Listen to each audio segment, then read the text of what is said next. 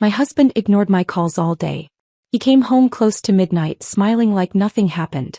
Then he said he slept with his female boss and didn't regret it. I said nothing, just finished my dinner quietly. The next morning when he woke up expecting breakfast and coffee, he got something else that ended everything.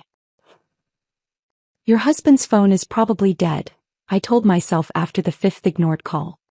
He's in meetings, I reasoned after the 10th. There's traffic, I whispered after the 15th.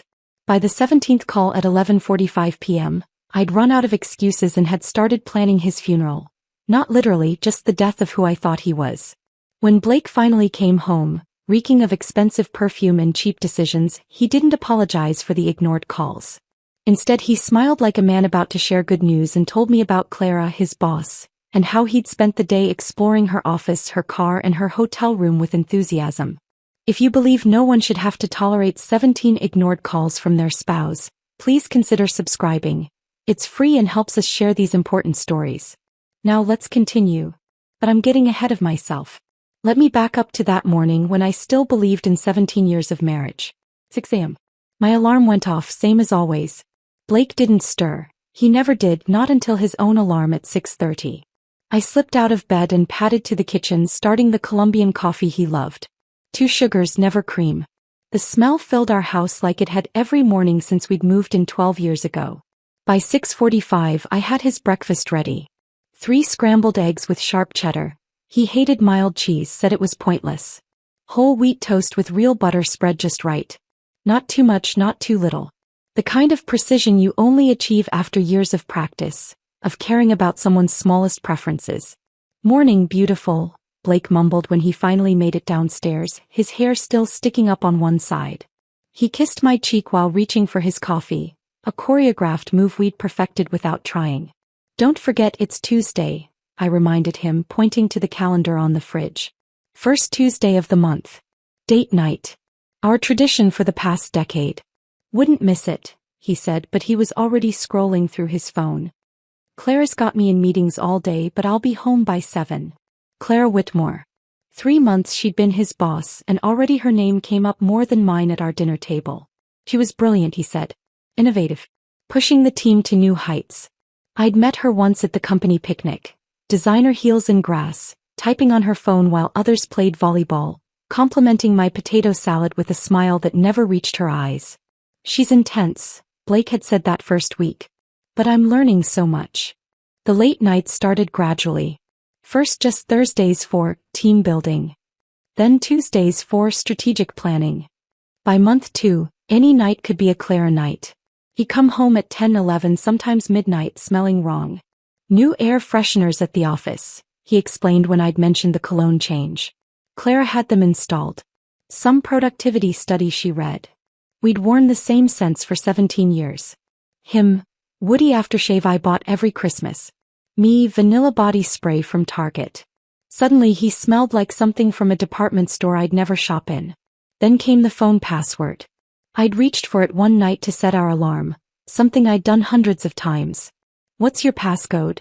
Oh, just use yours, he'd said, taking it from me. Company policy. Clara's implementing new security protocols. I should have known then. But 17 years of trust makes you stupid. After Blake left that morning, I went through my own routine. Shower, sensible librarian clothes, yogurt with granola. I managed our local branch, 15 employees, thousands of books, endless community programs. Not glamorous like Clara's corporate world, but fulfilling. My phone buzzed at lunch. Victoria, my sister. Coffee tomorrow? I'm near your library at 2. I'd agreed, not knowing she'd spend that coffee lecturing me about Blake.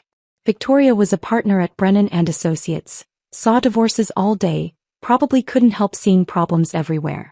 But when we'd met the previous week, she'd been more direct than usual. He missed your birthday dinner, Kennedy. Big presentation. At the Ember Hotel bar? Because I saw his car there during my client meeting. Maybe he was meeting clients. She'd grabbed my hand across the table. Check your joint accounts. Just check them. I hadn't. Because checking meant doubting, and doubting meant admitting something I wasn't ready to face. That Tuesday, the last normal Tuesday, I'd left work early. 3 stops for ingredients. Blake's mother's lasagna recipe required specific ricotta, exact meat ratios, perfect seasoning. I'd spent 2 hours layering it just right, getting the edges crispy how he liked. The wedding china came out, ivory with silver edges, plates we'd registered for when forever felt guaranteed. Beeswax candles, not the cheap grocery store ones. The green dress from our anniversary, the one Blake said made my eyes look like emeralds. At noon I texted, "Don't forget, our night." His response, a thumbs up. For our decade-old tradition. I told myself he was busy, Clara probably had him swamped. 7 p.m. came and went. The lasagna was perfect. 7:30. Running late. I texted. 8 o'clock. No response. Lasagna back in the oven. 8:30. I opened wine then poured it back. The candles kept burning. 9 o'clock. Another text. Everything okay? By 10 o'clock I'd blown out the candles and accepted what I'd been denying for months. The kitchen smelled like wasted effort and dying traditions. The empty chair across from me might as well have had Clara's name on it. That's when the real calling started. Not casual check-ins but insistent, worried calls. The kind a wife makes when her husband could be in an accident. Or in someone else. Each unanswered ring felt like a small betrayal. By call 17 I wasn't worried anymore. I was planning. Not revenge, not yet. Just restructuring my understanding of the last 17 years. The expensive perfume hit me before Blake even fully entered the house. Not his cologne, not mine. Something floral and aggressive, the kind worn by women who take what they want. Long day at the office? I asked, my voice steadier than my hands. He grabbed a beer, didn't even look at the cold lasagna on the counter. You could say that. Then came the words that shattered everything while I sat there, fork in hand, his mother's lasagna growing colder on the wedding china we'd picked out when we thought we knew what marriage meant. The fork clattered against the plate as I set it down. Blake was still talking, still describing his day with Clara like he was recounting a vacation. My phone sat between us on the counter, screen dark, holding the evidence of 17 attempts to reach him.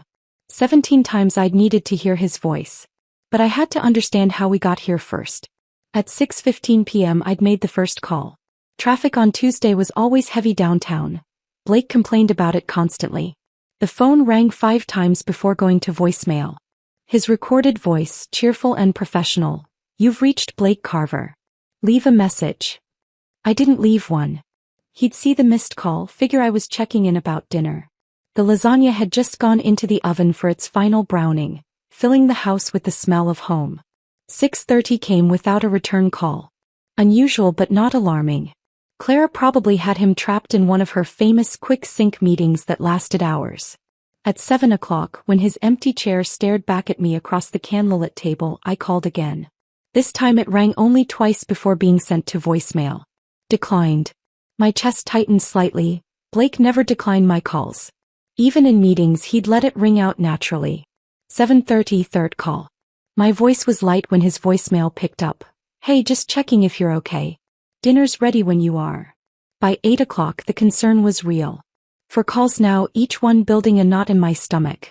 I walked to the living room window, peering out at our empty driveway. The Hendersons across the street were having dinner, their dining room window glowing warm. Normal people having a normal Tuesday. The 5th call at 8:15 made me feel foolish. Was I becoming one of those wives? The ones who couldn't give their husbands space? But we had plans. Sacred plans. First Tuesday plans that had survived job changes, family deaths. Even that year Blake had pneumonia. 8:45. Calls 6 and 7 happened back to back. My fingers were starting to shake as I dialed. Not from anger yet, just confusion mixed with the first bitter taste of fear. Car accidents happened. Heart attacks happened to men Blake's age. All sorts of terrible things happened while wives waited with cooling dinners. By 9 o'clock I was scrolling through our text messages, looking for clues I'd missed. The pattern jumped out immediately. In meetings, 12 times in the past month. Clara needs this project finished, 8 times. Don't wait up, 6 times, including last Tuesday when he'd promised to help my mother move her heavy dresser. Sorry Ken, he texted at 9:30 that night. Clara called an emergency strategy session. Tomorrow. Tomorrow never came. Mom hired movers instead, too polite to complain but disappointed in a way that made me defensive of a husband who didn't deserve it. Call number 10 at 9:45. My hands were definitely shaking now. The lasagna had long since been removed from the oven, sitting on the stovetop like an accusation. I found myself bargaining with the universe. Let him be okay and I'll never complain about Claire again. Let him answer and I'll forget about the cologne, the passwords, the late nights. The phone stayed silent. At 10:15, between calls 11 and 12, I opened our laptop. Blake's email was still logged in. He never remembered to sign out. The subject lines from Clara filled his inbox. Need you on this, can you stay late? Quick drink to celebrate? Quick drink. Plural activities disguised as singular professional needs. 10:30 brought an unexpected interruption. My phone rang, not Blake but Mrs. Patterson from next door. Relief and disappointment crashed together. Kennedy dear, is everything all right? Her voice carried that particular concern of nosy neighbors who actually care. I noticed Blake's car hasn't been in the driveway much lately. He's been working late. The lie came automatically. Oh, that explains it. Though I did see him last week at 2 a.m. coming home. Scared me half to death. I thought someone was breaking in. Poor thing, returning from the hospital at that hour. My blood chilled. The hospital? Well, I assumed. Where else would someone go at that hour? Is your mother okay? My mother was perfectly fine. I'd had lunch with her 3 days ago. She's good. Thanks for checking, Mrs. Patterson. Call 13 at 10:45. 14 at 11 o'clock. Each ring echoed in the quiet kitchen. The candles had burned down to stumps, wax pooling on the good tablecloth. I was pacing now, a path from sink to table to refrigerator and back. My wedding ring caught the light with each pass, sending little rainbows across the wall. 17 years since Blake had slipped it on my finger, promising to answer whenever I called. 11:15, call 15. I left a message this time, my voice carefully controlled. Blake, I'm worried. Please just let me know you're safe. That's when my phone buzzed with a notification that wasn't from Blake. American Express. New charge of $400 at Ember Hotel Restaurant, 8:47 p.m. My hands stopped shaking. Everything stopped shaking. The world went very still and very clear. I opened the app with steady fingers. There it was, itemized like evidence. Ember Hotel Restaurant. Table for two. Champagne, not the house brand but Veuve Clicquot.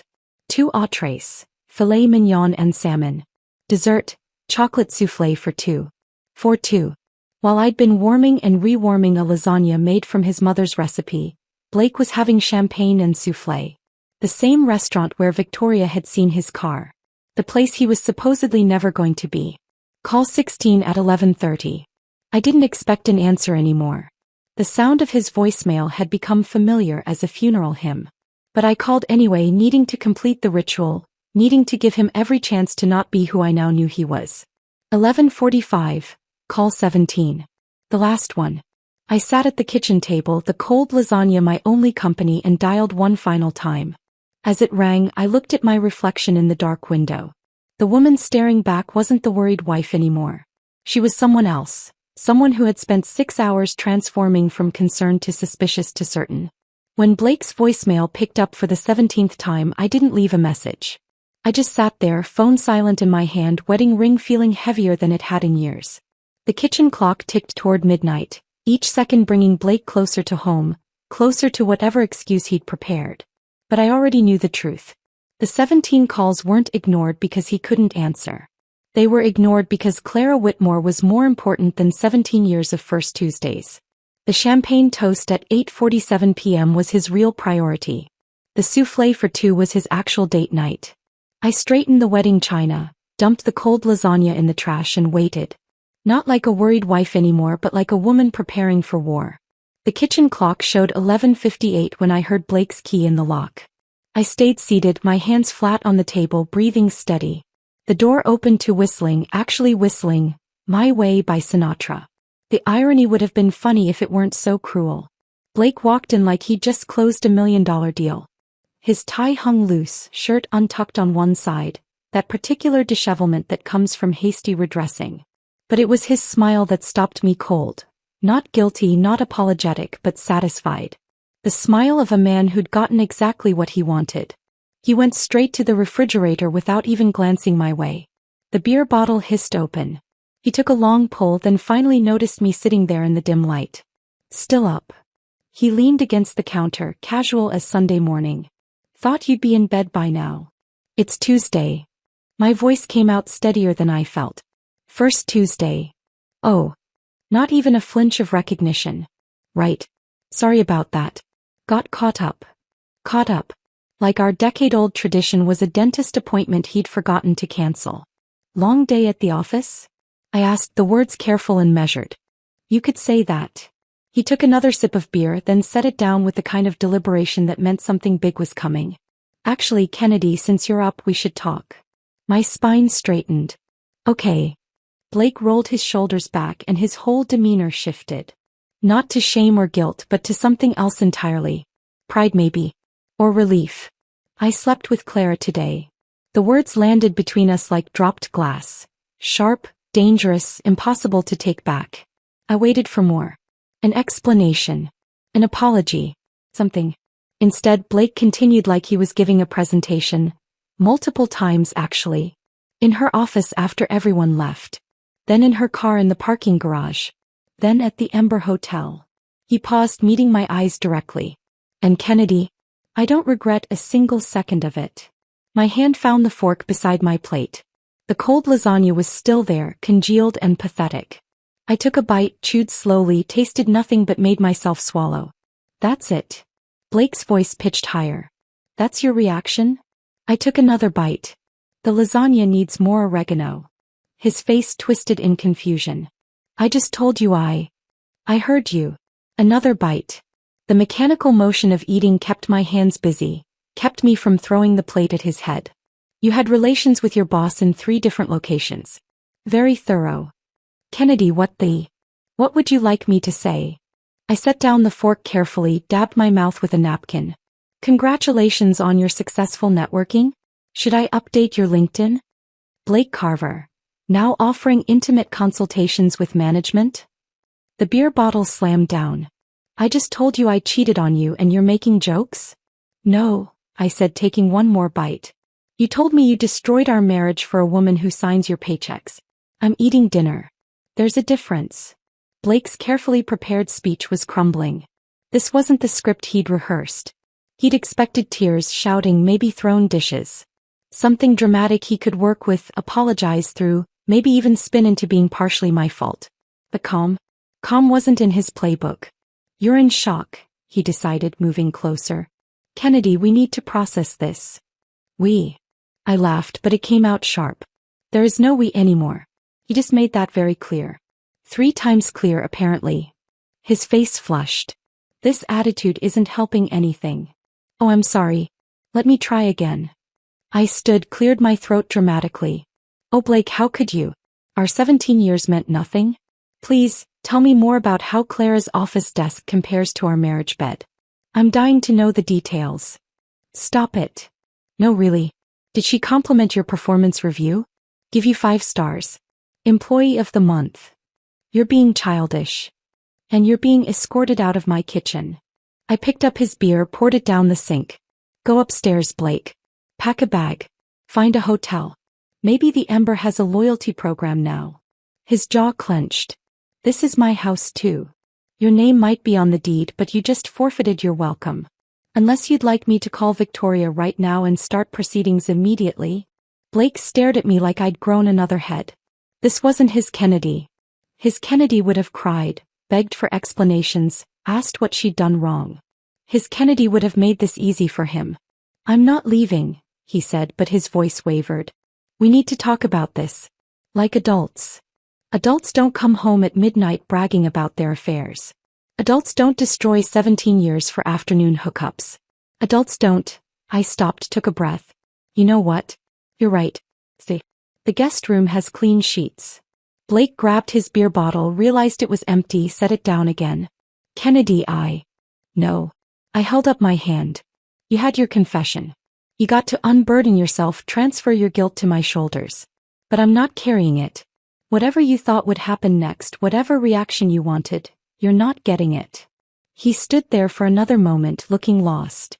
This was supposed to be his moment of brutal honesty, his chance to be the bad guy who at least had the courage to confess. Instead he just looked small and stupid, holding an empty beer bottle while his marriage dissolved in real time. Finally he turned toward the stairs, his footsteps heavy with confusion rather than remorse. He paused at the doorway. "We'll talk in the morning. When you've had time to process." "Sure," I said, already pulling out my laptop. Sweet dreams. The moment his footsteps faded upstairs, I opened a new spreadsheet. My fingers flew across the keyboard with the efficiency of 17 years of shared passwords and joint everything.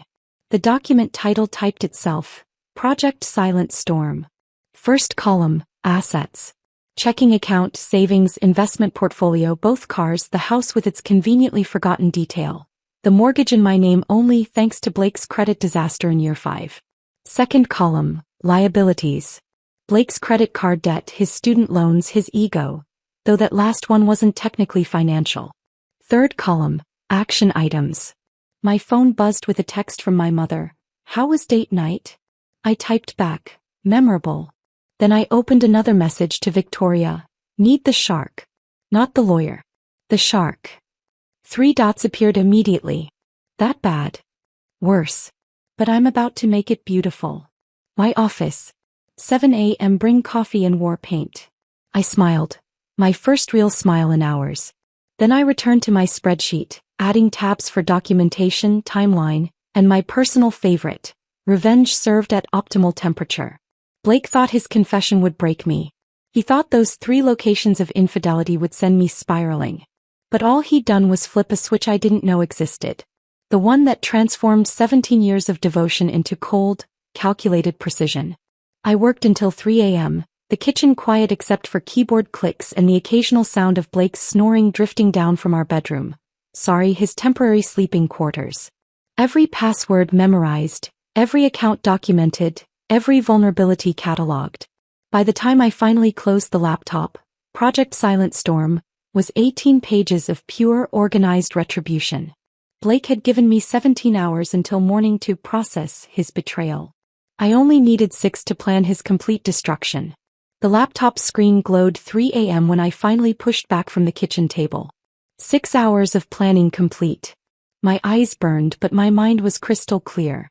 Blake's snoring still drifted down from upstairs. The peaceful sleep of a man who thought confession meant absolution. I started with the money. Our joint savings account showed $47,832. Legally, I could move it. Morally, after his midnight performance, I should have taken it all. I initiated the transfer to my personal account, the one Blake didn't even know existed. Opened 3 months ago when the cologne changed just in case. Transfer complete. 3:17 a.m. Next came the credit cards. Blake had 3 supplementary cards on my accounts. I canceled them one by one, effective immediately. The customer service representative, probably used to middle-of-the-night revenge cancellations, didn't even question it. "Would you like to remove the authorized user as well?" "Absolutely. Changes will take effect within 2 hours." By 3:45 I was downloading our entire text history from the cloud. 3 years of messages, including last month's gems where Blake called Clara incompetent, Daddy's promotion pet, and my personal favorite, "She makes me miss my old boss who only spoke in sports metaphors." I screenshot everything, organized by date, highlighted the best parts. Blake's own words would be his jury. At 4:30 I started making appointments. 3 different divorce attorneys, all before noon. Victoria would be first at 7 o'clock, but I wanted options. Comparison shopping for divorce lawyers felt like choosing cereal. Except this decision would determine my next 17 years. By 5 o'clock I stood in my kitchen, exhaustion trying to claim me, but I had one more performance to prepare. Blake would wake at 7:30 expecting his usual breakfast. Colombian coffee, 2 sugars. 3 eggs scrambled with sharp cheddar. Whole wheat toast lightly buttered. He'd get the breakfast. Just not the way he expected. I started cooking at 5:30, making everything perfect. Better than perfect. Restaurant-quality eggs, fresh squeezed orange juice, bacon crispy enough to shatter. The kitchen smelled like the best mornings of our marriage when we still liked each other. At 6:15 I sent a text to Marcus Caldwell, my trainer from the gym. Marcus was 6'3", built like a swimmer with the kind of jawline that made married women remember being single.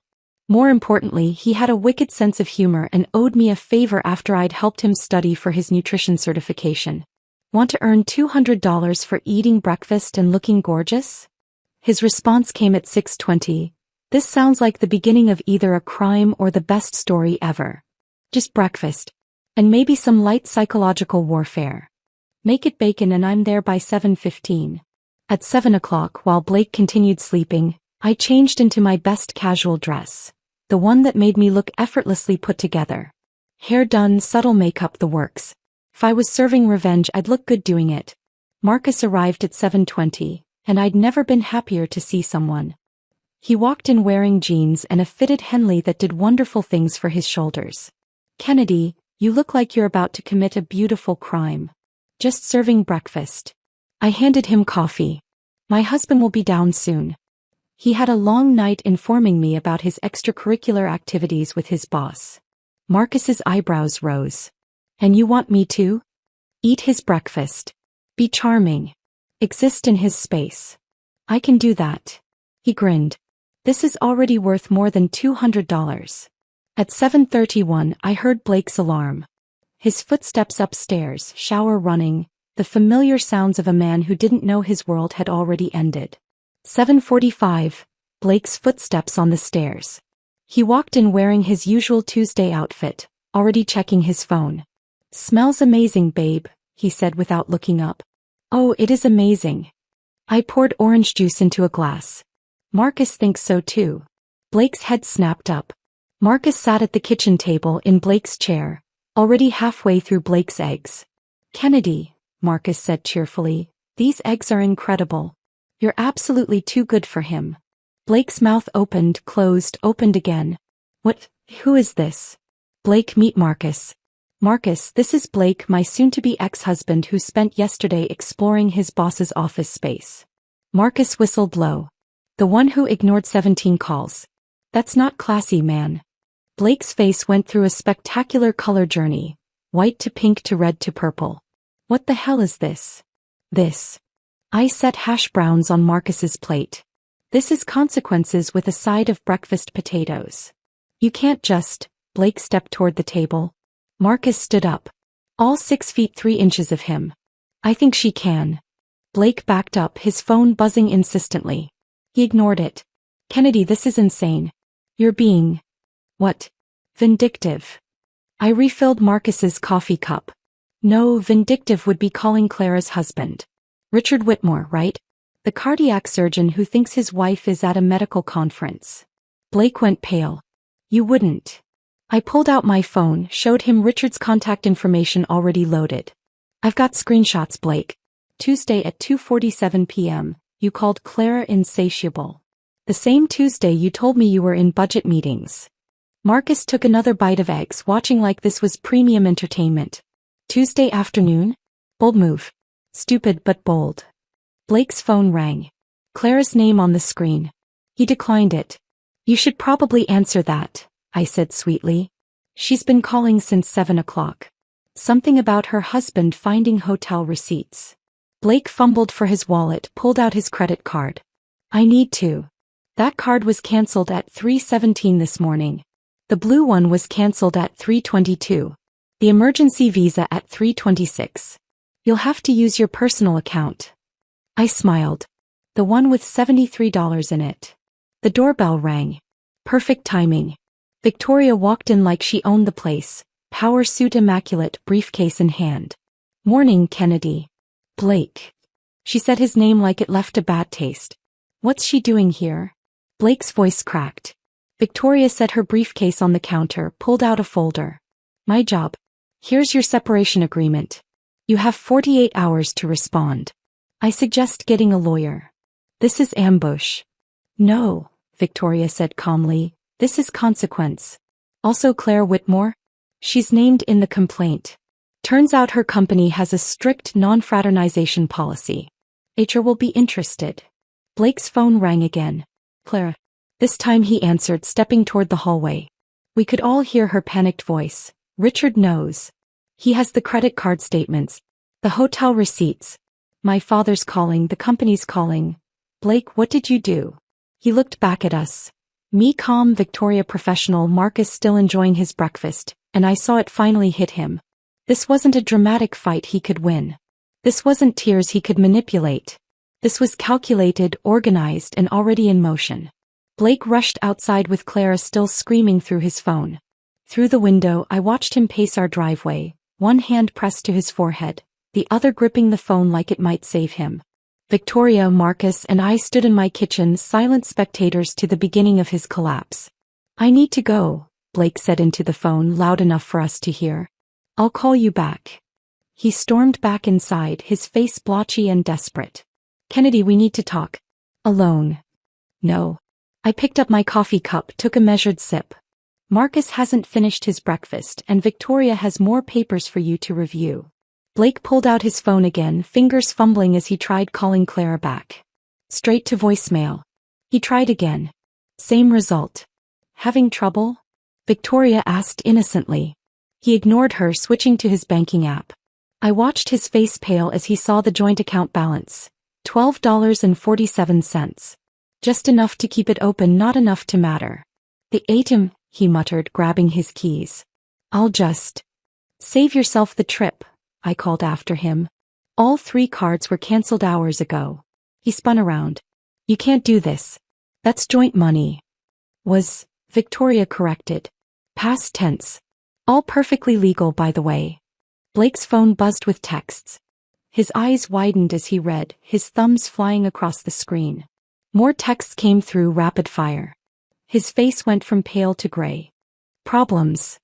Marcus asked, helping himself to more bacon. Blake didn't answer. He was too busy calling someone. "Mom." His voice cracked like a teenager's. "Mom, I need to explain." Even from across the room I could hear his mother's voice, sharp and disappointed. "Kennedy already called me this morning, Blake Andrew Carver." "How could you? That sweet girl who makes my lasagna recipe better than I do? Who remembers my birthday when you forget?" "Mom, please." "Don't you mom please me." 17 years, Blake. 17 years she put up with you, and this is how you repay her? With that woman. He hung up on his own mother. Marcus stood stretched. "Well, this has been enlightening. Kennedy, those eggs really were incredible."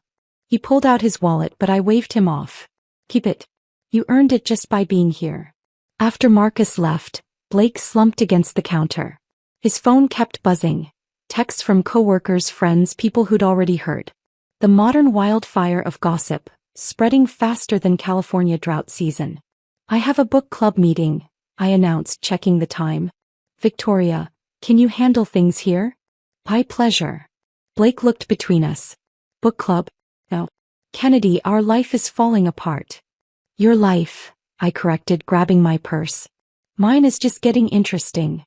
20 minutes later, I sat in Martha's living room surrounded by 6 women who'd known me since before Blake, during Blake, and now, blessedly, would know me after Blake. The book lay forgotten on the coffee table. "Honey," Martha said, pouring wine despite it being 10 a.m., "tell us everything." So I did. Calmly, factually, even with a touch of humor. The 17 calls, the midnight confession, the breakfast ambush. They gasped at the right moments, anger burning in their eyes like protective mothers. Janet, who worked in Blake's company HR department, nearly choked on her wine. "Clara Whitmore? Oh, honey, no. We've had 3 complaints about her already. Inappropriate conduct with subordinates, creating hostile work environment, using company resources for personal activities." "Personal activities?" I asked. "Let's just say the security cameras in the parking garage have been very educational. Your Blake isn't her first office romance. He's just the first one stupid enough to confess to his wife." My phone rang. Unknown number. "Hello. Mrs. Carver? This is Richard Whitmore." The room went silent. I put him on speaker. "Dr. Whitmore," I said carefully. "Please call me Richard. I wanted to thank you for the anonymous tip about checking credit card statements. Very illuminating. I don't know what you..." "It's fine," he interrupted, his voice surprisingly warm. "I'm not angry with you. You're as much a victim here as I am. More actually. This is Claire's 4th affair that I know of. But this time she chose the wrong couple to destroy." The women around me leaned in closer. "I've already contacted Blake's company," Richard continued. Sent them some interesting documentation about Clara's patterns. Did you know she specifically targets married men? It's like a game to her. My stomach turned. I didn't know that. I've also spoken with my lawyer. He's very interested in collaborating with yours. Clara doesn't know it yet, but she's about to lose everything. Her father got her that job, you know. He's on the board. Was on the board. He resigned this morning when I sent him the evidence. Oh. I'm sorry this happened to you, Kennedy. Blake's an idiot, but Clara, she's a predator. She'll destroy him now that the fun is over. That's what she does, conquers then discards. After Richard hung up, the room exploded in conversation. Everyone had opinions, advice, wine to pour. But Janet's words stuck. You better get home and secure anything valuable. Desperate men do stupid things. I drove home to find Blake's car gone and the front door wide open. Inside chaos. He'd clearly tried to pack in a hurry. Drawers pulled out, closets ransacked, papers everywhere. But the office door remained locked. I'd changed that lock at 4 a.m. The gaming room he loved was now my craft room, his precious gaming chair replaced with my grandmother's sewing table I'd retrieved from storage. His golf clubs were gone because they'd been donated to charity yesterday. The receipt was indeed on the counter, ready for his tax deduction. I went to our bedroom. His clothes were thrown everywhere, suitcases half-packed then abandoned. On the bed was a note. Where are my baseball cards? I texted Victoria. He's looking for the signed collection. Her response was immediate. Safe in my office. Legal leverage. Blake's entire world was unraveling in real time. His credit was frozen, his mother had disowned him, his co-workers were choosing sides, and Clara, the woman he'd destroyed everything for, wouldn't even answer his calls. I sat on my bed, our bed, and felt something I hadn't expected. Pity. Not enough to stop what I'd started, but enough to recognize that Blake had played himself. He'd gambled 17 years on a woman who collected married men like trophies. My phone buzzed. Blake, where are you? We need to talk. I didn't respond. There was nothing left to say. I set my phone down on the bed and walked to the window. Blake's car wasn't in the driveway, but I knew where he'd gone. Sunday was inventory day at his office. Skeleton crew, perfect for trying to sneak in and grab his things before Monday's storm hit. He had no idea the storm had already made landfall. My phone rang. Janet from book club from HR. Kennedy, you need to know what's happening tomorrow. Can you sit down? I was already sitting. Tell me. Blake's keycard was deactivated an hour ago. When he arrives Monday morning, security will be waiting. The CEO called an emergency meeting. Richard Whitmore sent them everything. Emails, timestamps, security footage from the parking garage. Security footage? Last Tuesday. Blake and Clara in her car. The camera angle was, unfortunately, clear. My stomach rolled. Of course there's video. That's not all. Clara's assistant Linda just sent a mass email to the entire company. Subject line, why I'm resigning effective immediately. She listed every affair Clara's had with subordinates. Blake's number 4. I stood up, pacing now. 4. In 2 years. The other 3 were transferred to different departments after things ended. But Blake. He's the first one married. The first one whose wife called Richard Whitmore. Monday came faster than expected. I woke at 5 a.m. to texts from numbers I didn't recognize, Blake's co-workers, people I'd met at company parties, all reaching out with variations of, I'm so sorry, and we had no idea. At 7:45 my phone rang. Blake. They won't let me in the building, he said, voice high and panicked. My keycard doesn't work. Security says I need to go to HR immediately. Okay. That's all you have to say? Kennedy, they're treating me like a criminal. No, Blake. They're treating you like an employee who violated company policy. There's a difference. He hung up. 15 minutes later, another call. This time his voice was hollow. They had everything printed. Emails, texts, even, there was video. From the parking garage. I said nothing. 3 executives were waiting. They had the employee handbook highlighted. The sections about supervisor relationships, misuse of company property, creating hostile work environment. My desk is already packed. I see. Claire's gone too. Her office is empty. They said her father came in at 6 a.m., cleaned it out himself. He's resigning from the board. The father who'd gotten her the job, who'd pulled strings, who'd enabled her behavior for years, finally facing consequences by association. Kennedy, I need you to understand, she pursued me. Blake, she pursued you like a cat pursues mice. For sport. You were number 4. Silence. Then, how did you know that? Linda sent an email. The whole company knows. I heard him make a sound, not quite a sob, not quite a laugh. Something broken. They want me to sign things. NDAs. Severance agreements. They're offering 2 weeks' pay if I sign immediately and don't pursue wrongful termination. Take it. But. Take it, Blake. 2 weeks is more than you deserve and we both know it. Another call came through. Unknown number. I have to go, I told Blake. The new caller was unexpected. James Morrison, the CEO of Blake's company. His voice was formal but somehow warm. Mrs. Carver, I'm calling personally to apologize. What our employees did, what happened under our watch, it's inexcusable. Thank you, but we're conducting a full investigation. Clara Whitmore has been terminated and we're reviewing our policies. Your husband, former husband? He's also being terminated with cause. I understand. We'd like to offer you consideration for your discretion in this matter. We value our reputation and Mr. Morrison, I don't want your money.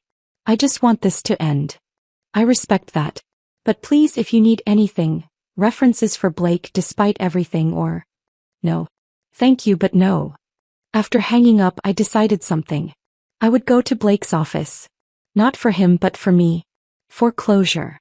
I dressed carefully, my best professional dress, navy blue with subtle pinstripes. The one I wore to library board meetings. Hair smooth, makeup minimal but polished.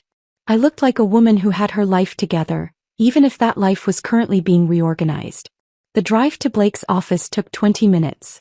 I'd made it dozens of times, dropping off forgotten lunches, picking him up when his car was serviced, attending holiday parties where Clara would hold court like a queen while other people's husbands orbited around her. The receptionist recognized me immediately. Her face went through several expressions: surprise, pity, respect. Mrs. Carver. How can I help you? I'm here to collect my husband's personal items. Is that possible? She made a quick call then nodded. Security will escort you. The security guard, Tom, was someone I'd chatted with at company picnics. His kids used my library's reading program. He walked beside me quietly until we reached the elevator. I'm sorry about all this, Mrs. Carver. You deserved better. Thank you, Tom. The elevator opened onto Blake's floor. It was like walking into a crime scene after the tape had been removed. People stood in clusters, whispering. When they saw me, the whispering stopped. I walked through the silence with my head high, greeting people I recognized with small nods. Some nodded back. Others looked away, embarrassed by association. Blake's desk was indeed boxed up. 2 cardboard boxes of 17 years reduced to office supplies and personal photos. I picked up the framed picture of our wedding, studied it for a moment, then placed it face down in the box. Kennedy. I turned. Linda stood there, Clara's former assistant, looking simultaneously defiant and exhausted. I'm sorry, she said. I should have warned you. I knew about the others but I needed this job and it's not your fault. I sent the email. About her patterns. The whole company knows now. Good. She blinked, surprised. Clara called me an hour ago. Screaming about loyalty, about ruining her life. I told her she ruined her own life, plus several marriages. Through the glass conference room I could see what used to be Clara's corner office. Empty now, like a luxury apartment after an eviction. The expensive furniture remained, but everything personal was gone. The awards, the photos with company executives, the designer accessories she'd used to mark her territory. Where's Blake? I asked Tom. Left an hour ago. Was in the bathroom for a while, then security had to ask him to leave. The bathroom.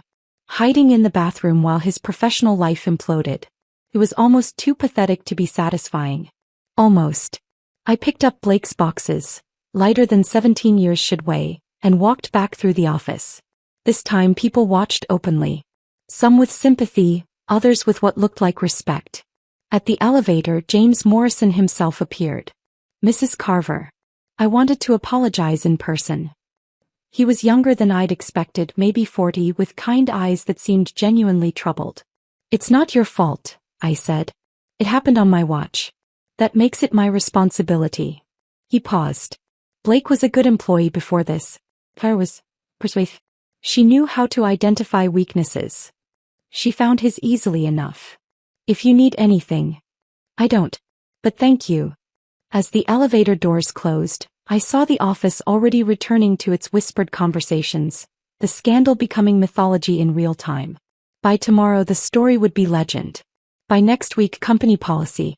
I loaded Blake's boxes into my car and drove home in silence. The weight of what had just happened, the complete professional destruction of two people, should have felt heavier. Instead I felt oddly light, like I'd finally set down luggage I didn't realize I'd been carrying. My phone buzzed as I pulled into my driveway. Richard Whitmore. "Kennedy, I have an unconventional request. Clara's birthday is Thursday. She made reservations months ago at Marcello's, her favorite restaurant. Non-refundable, of course. I thought perhaps you'd join me for dinner? Call it a celebration of freedom." Marcello's. The place Blake could never afford but Clara treated like her personal dining room. That's 3 days away. Enough time for word to spread. Enough time for them to know we'll be there. I understood immediately. This wasn't about dinner. This was about being seen. What time? 8 o'clock. And Kennedy? Where something memorable. Thursday arrived wrapped in drama. My phone had been buzzing all day with texts from people who'd heard about the Marcello's reservation. Small towns had nothing on corporate gossip networks. I chose a red dress. Not subtle, not safe, but absolutely unforgettable. The kind of dress that said I wasn't hiding, wasn't broken, wasn't ashamed. Blake had texted 6 times asking if the Marcello's rumor was true. I didn't respond. Richard was already waiting when I arrived, standing by the bar in an impeccable suit. He looked like what he was, successful, established, and completely unbothered by his imploding marriage. "You look stunning," he said, offering his arm. "Shall we give them a show?" The restaurant was packed, and I recognized at least a dozen faces from Blake's company. Phones appeared like weapons, subtle and not-so-subtle photos being taken. Good. Let them document this. The maitre d' led us to Clara's usual table. Center of the room, impossible to miss. Richard pulled out my chair with theatrical courtesy. "Before we order," he said, voice carrying, "a toast." He raised his water glass, waiting until the restaurant quieted just enough. "To wives who know their worth," he said clearly, "and to husbands who learn too late what they've lost." Someone actually applauded. Just one person, but it was enough. Richard smiled and clinked his glass against mine. "Now," he said quieter, "let me tell you what those two are actually doing right now." He pulled out his phone, showed me a text from his private investigator. Blake had moved into Clara's guest room after Richard kicked her out of their house. The photo showed Blake carrying a single suitcase into a shabby apartment complex. "She's living in a 1-bedroom in Riverside Gardens," Richard said. "Her father cut her off completely. Frozen her trust fund pending investigation of moral turpitude. That's actually the legal term. Blake's living on her couch? Guest room is generous. It's a Murphy bed in what she uses as a home office. My investigator says they've been fighting constantly. Apparently, the thrill of sneaking around was the only thing keeping them interested. Our appetizers arrived, the same ones Clara always ordered. Richard had done his homework. "She called me yesterday," he continued, crying about her career being over. "I reminded her that she chose to sleep with subordinates. 4 of them. That Blake was just the latest in her collection." My phone buzzed. A text from my mother. "Are you at Marcello's with that handsome doctor? Mrs. Patterson just showed me a photo from Facebook." The modern speed of humiliation. Instagram stories, Facebook posts, text chains. Blake and Clara were probably watching their public shaming in real time from her Murphy bed. "How are you so calm about this?" I asked Richard. "Because I've been planning my exit for a year. Clara's affairs weren't a surprise. Blake was just the excuse I needed to finally file." He smiled. "Plus, I protected my assets long ago. She'll get the minimum required by law, nothing more." Our entrees arrived. Richard had ordered the house special for both of us, something Clara apparently bragged about discovering. "You know what the ironic part is?" Richard said, cutting into his fish. She thinks she's some kind of romantic rebel. In reality, she's just a cliché with daddy issues and a personality disorder. Harsh but probably accurate. Halfway through dinner my phone rang. Blake's mother. "I'm at dinner," I answered.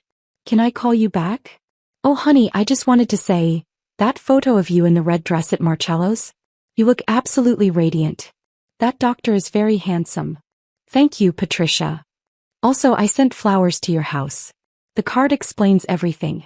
Blake is no longer welcome at Sunday dinners." She hung up before I could respond. "Your mother-in-law?" Richard asked. "Former. And apparently I'm keeping her in the divorce." We both laughed, real laughter, not the bitter kind. My phone buzzed again. "Victoria, Blake just called asking about his 401k. I explained the early withdrawal penalties. He actually cried." I showed Richard the text.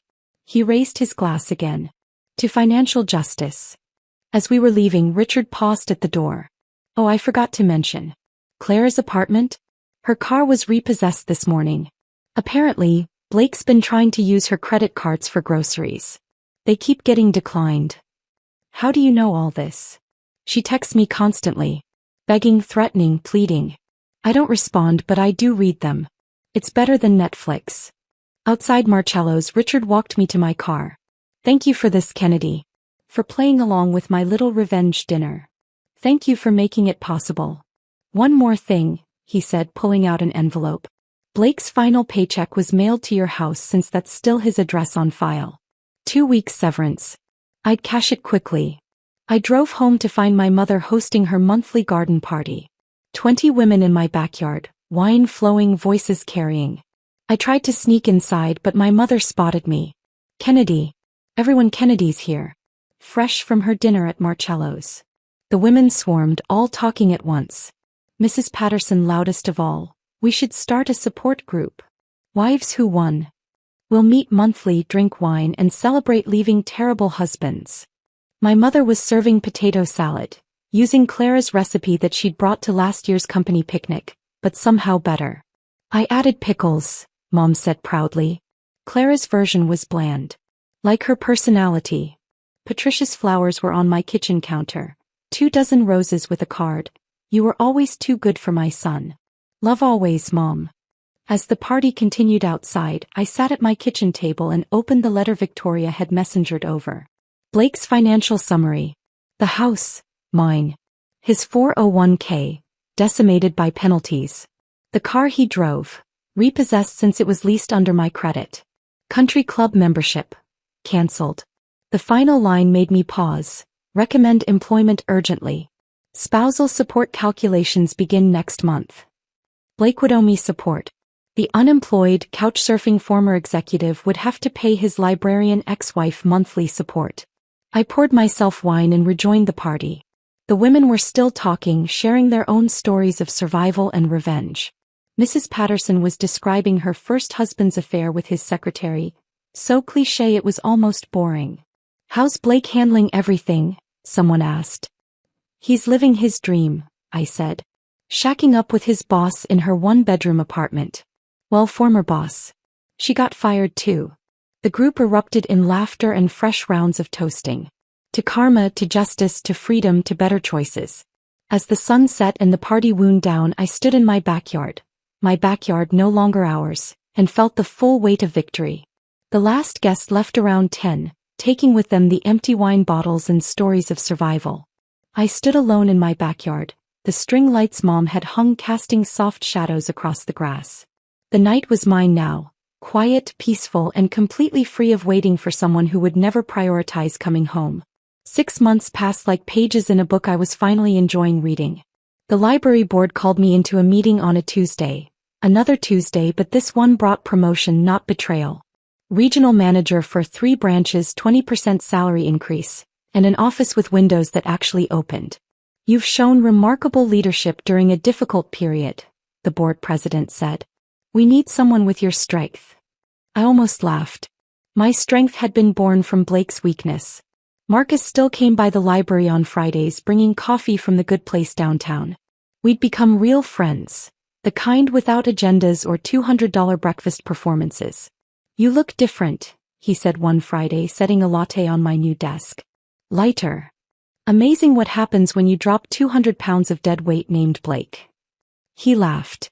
Speaking of, did you hear? He's working at Morrison & Associates now. Junior position. My buddy works there, says Blake, brings his lunch in Tupperware and takes the bus. The man who once insisted on valet parking was taking public transportation.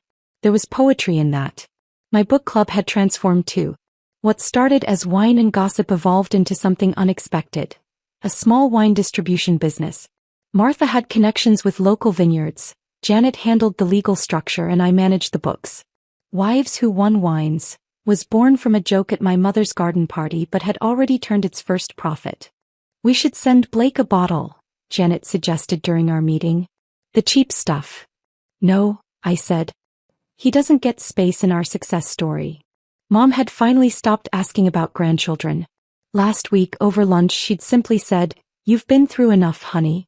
Whatever makes you happy is enough for me." It was Thursday when Blake reappeared. Not a special Thursday, just a rainy one in November. I was reading on my couch when the doorbell rang at 8 p.m. Through the peephole I saw him, soaked, shabby, holding grocery store flowers already wilting from the rain. I opened the door but didn't invite him in. "Kennedy." His voice cracked on my name. "Can we talk?" "We're talking." Inside. "I'm soaking." "That sounds like poor planning on your part." He stood there, rain running down his face, looking nothing like the man who'd walked in whistling that midnight. This version was deflated, desperate, and somehow smaller. "Clara left me," he said. "For a pharmaceutical executive. Apparently I was just revenge against Richard." I said nothing, just watched the rain fall behind him. "I'm working at Morrison now. Junior consultant. I make half what I used to. I take the bus, Kennedy. The bus. And I realize what I lost. What I threw away. You are. Stop." I held up my hand. "Your realization came 17 months too late. I'm not interested in your hindsight clarity. Please, Kennedy. I know I destroyed everything, but maybe..." "There's no maybe, Blake. You didn't just cheat. You came home proud of it. You looked me in the eye and bragged about destroying our marriage." The rain picked up, soaking through his thin jacket. The grocery store flowers drooped further. "I'll do anything," he said. "Counseling, therapy, whatever you want. What I want is for you to leave." He stood there another moment, rain and regret making him look almost sympathetic. "Almost. Can I at least come in to dry off?" "No." I closed the door on his face, went to the kitchen and made myself tea. Through the window, I watched him stand on my porch for another 5 minutes before finally walking away, shoulders hunched against the rain. My phone buzzed. "Richard, tennis tomorrow? 9 a.m. Richard and I had become unlikely friends. Every Saturday we played tennis at the club Blake could no longer afford. We were equally matched. Both beginners, both laughing at our terrible serves, both healing from the same kind of betrayal. "Blake showed up tonight," I texted back. "In the rain. With gas station flowers. Claire called me yesterday. They're living in a studio apartment now, fighting constantly. She blames him for ruining her career. He blames her for ruining his marriage. They deserve each other." "No," Richard replied. "They deserve worse. But each other will have to do." Saturday morning tennis became my new ritual. Richard and I would play badly, laugh loudly, and occasionally run into people from Blake's former company who'd whisper about us being revenge partners. "You know what's funny?" Richard said after a particularly bad serve. "They think we're together. Blake and Clara are convinced we're having an affair." "Let them think it," I said, hitting the ball into the net. "Their paranoia is their problem. The best revenge really is living well," he said. "But living well while they watch from their studio apartment is even better." We both laughed, the kind of laugh that comes from surviving something terrible and finding joy on the other side. That evening I made myself the perfect breakfast for dinner. 3 eggs scrambled with sharp cheddar, whole wheat toast with real butter, Colombian coffee with 2 sugars. The same meal I'd made Blake thousands of times, but now it was mine. I sat at my kitchen table, the same one where Blake had confessed his affair, where I'd planned his destruction, where I'd rebuilt my life. My phone sat silent beside me. No missed calls, no desperate texts, no one I needed to worry about. Everyone who mattered knew where to find me. Victoria called when she needed her sister. Mom dropped by unannounced with cookies. Marcus brought coffee. Richard brought tennis balls and terrible jokes. I raised my coffee mug to the empty chair across from me, not in sadness but in celebration. That chair had been Blake's, but now it was just furniture. Available for someone worthy or perfectly fine staying empty. The morning sun caught my wedding ring. Wait, no. I'd sold that months ago, donated the money to the library's literacy program. My hand was bare now, unmarked, free. I thought about the woman I'd been, waiting for 17 calls to be returned, accepting excuses disguised as explanations, making breakfast for someone who'd rather feast elsewhere. That woman had died at 11:58 p.m. on a Tuesday. This woman, the one drinking coffee alone on a Saturday night and loving it, she was born from betrayal but built from strength. She ran a library system, owned a wine business, played terrible tennis and never waited for anyone to come home. My phone buzzed once. Mom, dinner tomorrow? I'm making lasagna. Your recipe? I texted back. No. Mine's better. I smiled, finished my coffee and cleaned my single plate. Outside the rain had stopped. The air smelled clean, like possibility, like freedom, like a life that was finally, completely mine.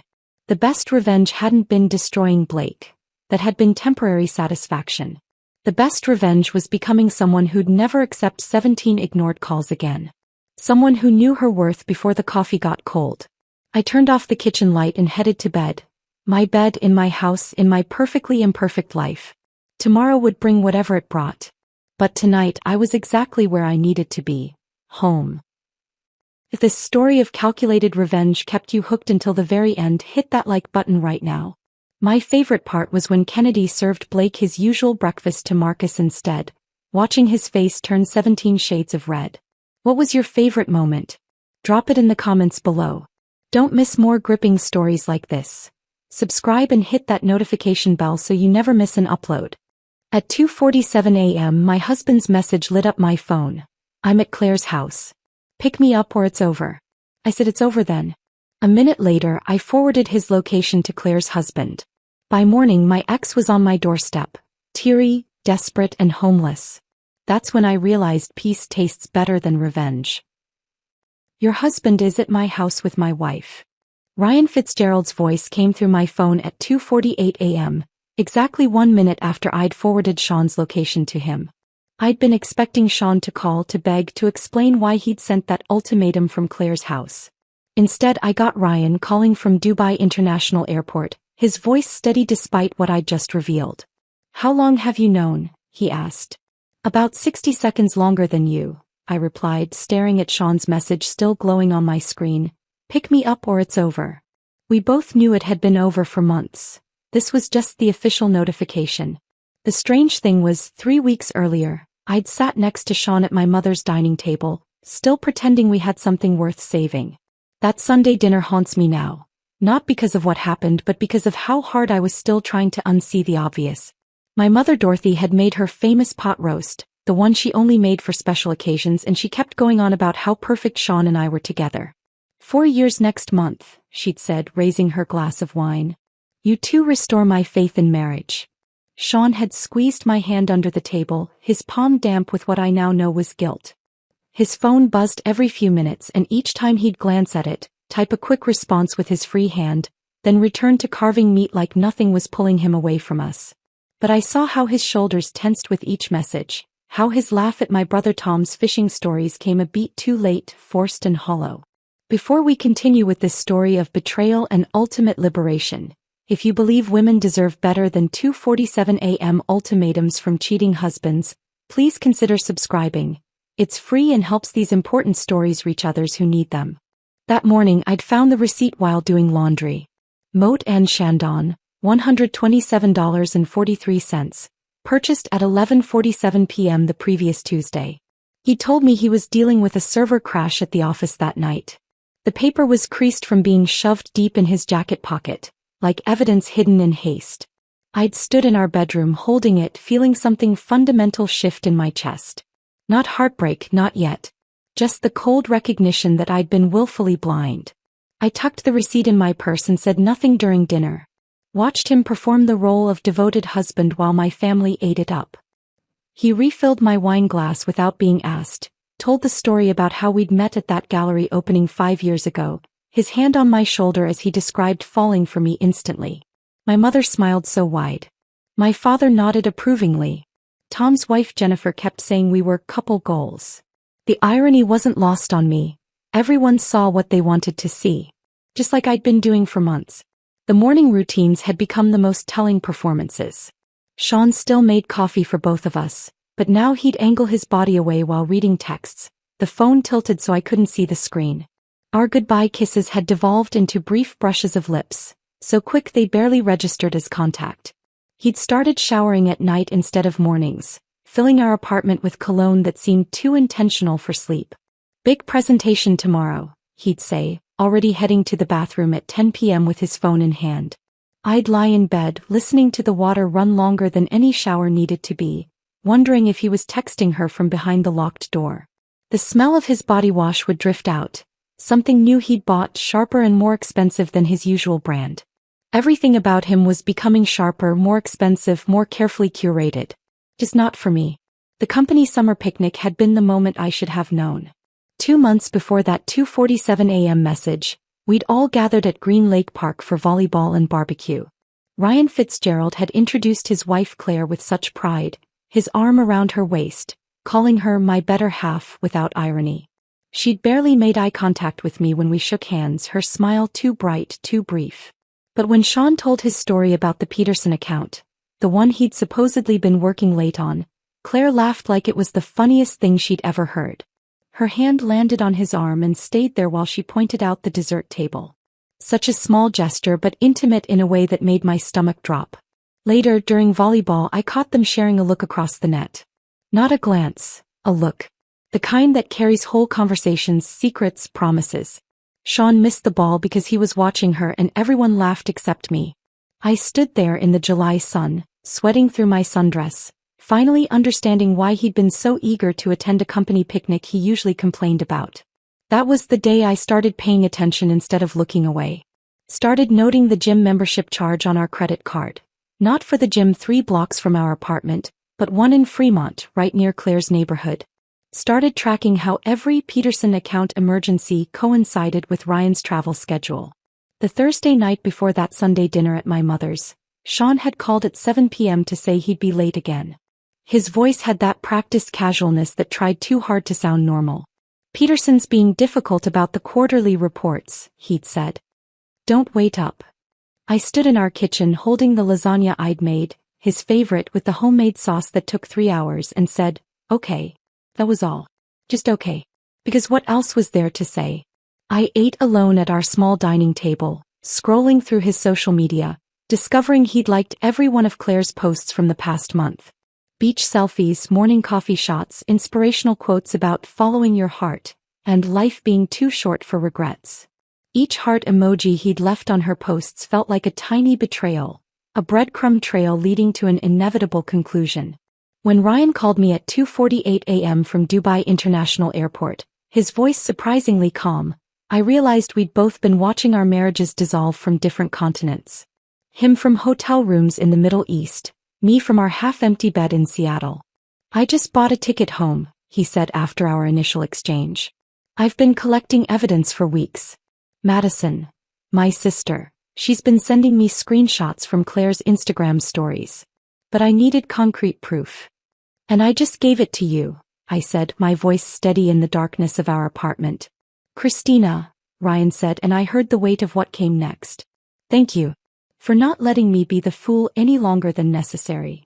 We ended the call without goodbye, 2 strangers united by the same betrayal, about to navigate the wreckage our spouses had created while we'd been trying to save marriages that were already dead. I sat there in the dark, Sean's ultimatum still glowing on my screen, and realized this moment had been building for months. Every receipt, every shifted phone screen, every late-night shower had been leading here, to 2:47 a.m. on a random Wednesday, when the pretense finally ended and the truth demanded its due. The credit card statement arrived the following Monday as it always did, tucked between grocery store circulars and a water bill. I almost missed it, would have missed it if I hadn't been looking for answers after Ryan's call. My hands were steady as I opened the envelope, but what I found inside made them shake. Fitcore Gym, monthly membership. $180. The address was in Fremont, nowhere near our Queen Anne apartment, but exactly 3 blocks from Claire's Colonial on Maple Avenue. Sean came home that evening with fresh energy, his dress shirt clinging to him in new ways. His shoulders had broadened, his waist had trimmed. I'd noticed the changes but attributed them to stress, maybe cutting back on beer. Now I understood the 5 a.m. alarms, the gym bag that lived in his car, the protein shakes appearing in our refrigerator. Maybe we should start working out together, I said casually, folding the credit card statement and placing it on the counter where he'd see it. There's that new place on Pine Street running a couples special. He was washing an apple at the sink, his back to me. His shoulders stiffened. I actually prefer working out alone. It's my thinking time, you know? Before the day gets crazy. Right, I said. Fremont's pretty far for thinking time though. The apple stopped moving under the water. He turned off the faucet slowly, deliberately, then turned to face me. It's near the office. I go before work sometimes. His office was downtown, nowhere near Fremont. We both knew it. He bit into the apple anyway, the crunch too loud in our quiet kitchen, and walked past me to the living room. The credit card statement remained on the counter, untouched, unchallenged, a line neither of us would address directly. 2 weeks later, my sister Linda's wedding arrived like a test I was destined to fail. The invitation had been on our refrigerator for months. The Fairmont Hotel downtown, a black tie evening affair. I'd bought a new dress, navy blue with subtle beading. Sean had promised we'd make a weekend of it, maybe stay at the hotel, have brunch the next morning like we used to when we were dating. About the hotel, he said that morning, adjusting his tie in our bedroom mirror. I checked the rates. It's $300 a night. We should probably just drive home after. Linda's wedding is once in a lifetime, I said, already knowing where this was going. We'll stay for the ceremony and dinner. But I've got that early meeting Monday, need to prep Sunday. His reflection wouldn't meet my eyes. At the reception, I watched Linda and her new husband, Michael, dance to their first song. Sean stood beside me, his hand on my lower back in that performative way he'd perfected. My cousin Beth approached during the salad course, her voice gentle with concern I didn't want to acknowledge. Everything okay with you too? She asked while Sean was at the bar. He seems distracted. Work's been demanding, I said, the excuse automatic now. She nodded, but her eyes said she wasn't buying it. If you ever need to talk. Sean returned with our drinks just as the main course arrived. His phone buzzed. He glanced at it, frowned, then stood. I need to take this. Peterson's having another crisis. He walked toward the lobby, phone already at his ear. I watched him go, noting how he ran his hand through his hair as he talked, a gesture he only made when he was nervous. 10 minutes passed. 15. Our food grew cold. When he returned, his hair was slightly messed, his shirt untucked on one side. Peterson okay? I asked. Yeah, just needed to talk through some numbers. He sat down, immediately checking his phone again. 2 more times during the reception he stepped out for urgent calls. Each time returning with some small detail out of place. His collar adjusted differently, a faint smell of perfume that wasn't mine, his wedding ring turned slightly on his finger as if it had been removed and hastily replaced. During Linda's bouquet toss, while all the single women gathered on the dance floor, Beth stood beside me at our table. Sean's been gone a while, she observed. He'd left for his 3rd call 20 minutes ago. Through the ballroom windows I could see him in the lobby, pacing while on his phone, gesturing with his free hand. Not the movements of someone discussing spreadsheets. Christina, Beth said softly, you deserve better than whatever this is. I wanted to tell her she was wrong, that she didn't understand the pressure Sean was under, that work really was demanding. But the words wouldn't come. Instead, I watched my husband through the glass, wondering who was on the other end of that call, who was worth missing my sister's wedding for. The next Thursday, book club ran short. We'd read a thriller about a woman who discovers her husband's double life, and the discussion had been uncomfortably pointed, with too many sympathetic glances in my direction. I left early, claiming a headache, and drove home in silence. Our apartment windows were glowing when I pulled up, which was odd since Sean had texted earlier about working late again.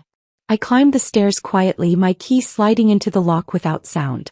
The door opened to reveal Sean on the couch with his laptop, video chatting with someone. The screen faced away from me, but I could hear a woman's laugh. Bright, familiar. The moment he saw me, he slammed the laptop shut so hard I thought he might have cracked the screen. "You're home early," he said, standing too quickly. "Book club ended early." I set my purse down, noticing things I'd missed in my rush to enter.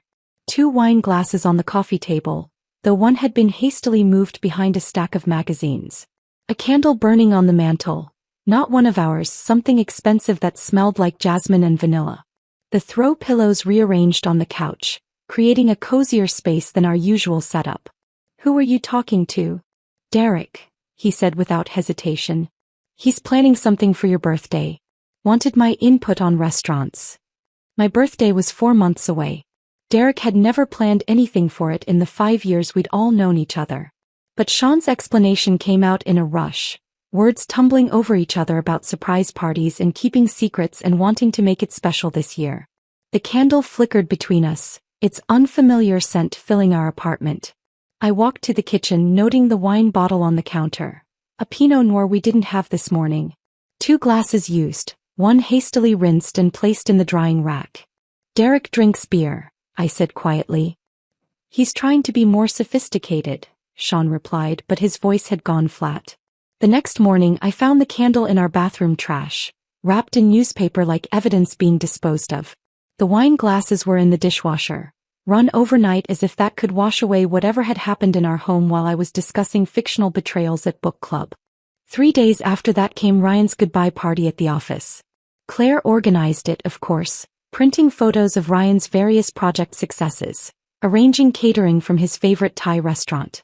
She wore a black dress that seemed too formal for an office party, her makeup perfect despite the tears she kept dabbing away with tissues. 6 months, she said to the gathered crowd, her voice breaking. 6 whole months without him. Ryan stood beside her, his arm around her waist, looking uncomfortable with her dramatic display. When he caught my eye across the conference room, something passed between us. A recognition, maybe, of performances we were both witnessing.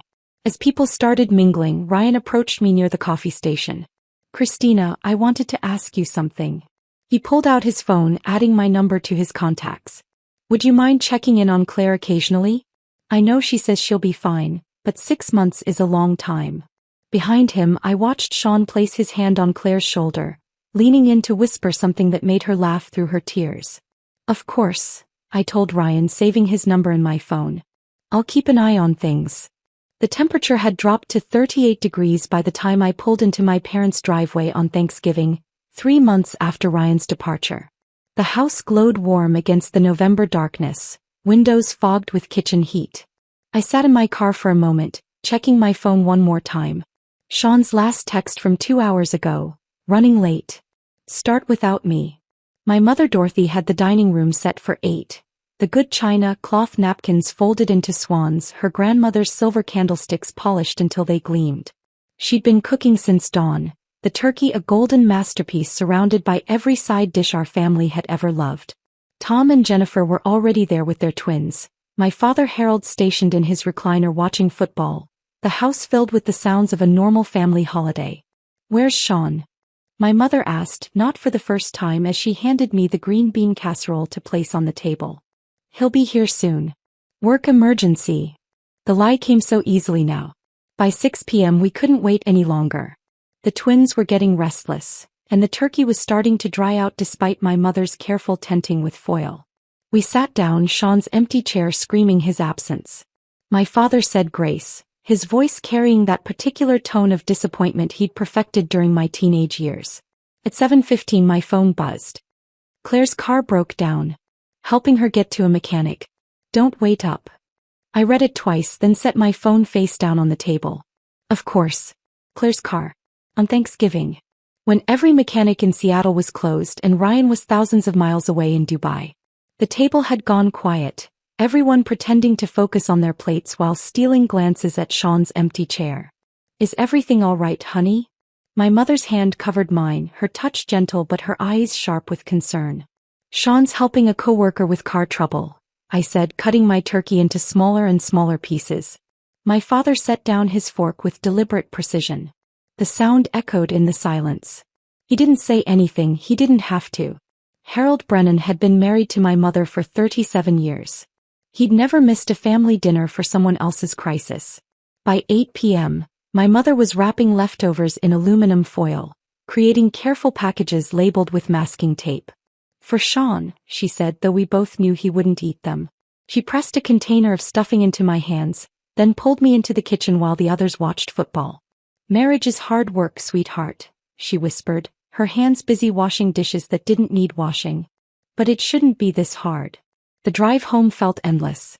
Every red light gave me too much time to think about where Sean really was, what he was really doing.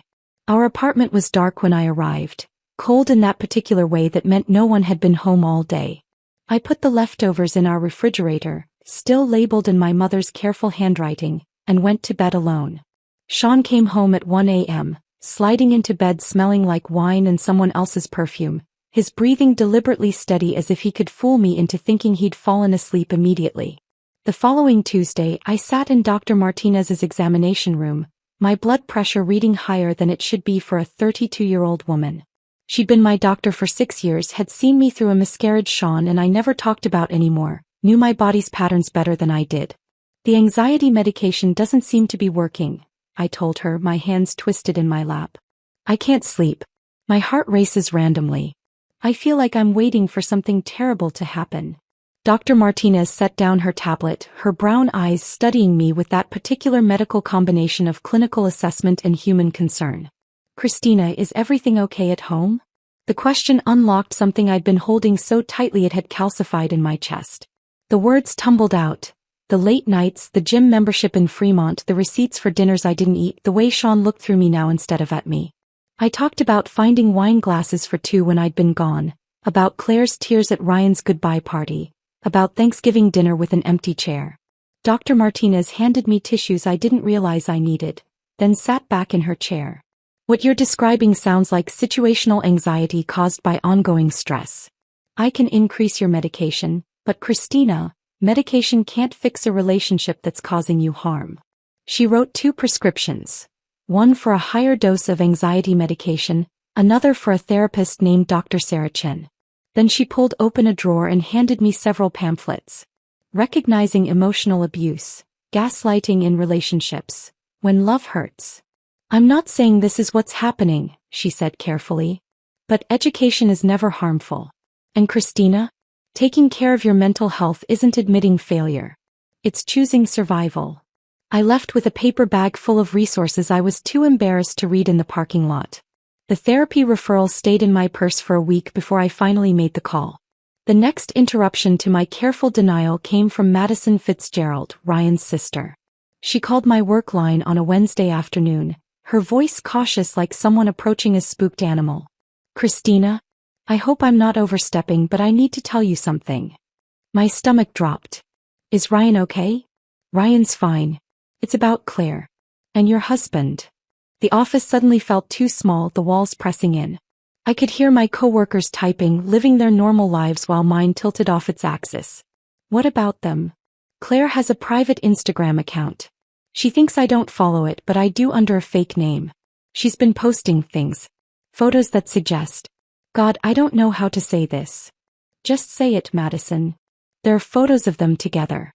Captions about finding happiness in unexpected places and, when you know you know. I took screenshots. I can send them if you want, or we could meet for coffee and... No. The word came out sharper than intended. I mean, thank you, but I can't. Not yet. Madison was quiet for a moment. I understand. But Christina, you're not crazy. What you're suspecting. Real. And when you're ready to see the proof, I'll be here. After she hung up, I sat at my desk, staring at my computer screen without seeing it. Janet from accounting stopped by to drop off some reports and found me like that, frozen. "Honey, you okay?" she asked, and something in her tone suggested she already knew the answer. By the time the corporate Christmas party rolled around 2 weeks later, I'd stopped pretending even to myself. The venue was beautiful. The Fairmont's ballroom decked in gold and silver, a jazz quartet playing standards, an open bar that Sean visited with increasing frequency. I wore a red dress I'd bought specifically to remind him I existed, but he barely glanced at me when I emerged from the bathroom at home. We arrived separately. He'd gone straight from work while I went home to change. When I walked in, I spotted them immediately. Sean and Claire by the dessert table, her hand on his chest, laughing at something he'd whispered in her ear. They weren't even trying to hide it anymore. During the CEO's speech about company values and integrity, I watched them drift toward each other like magnets.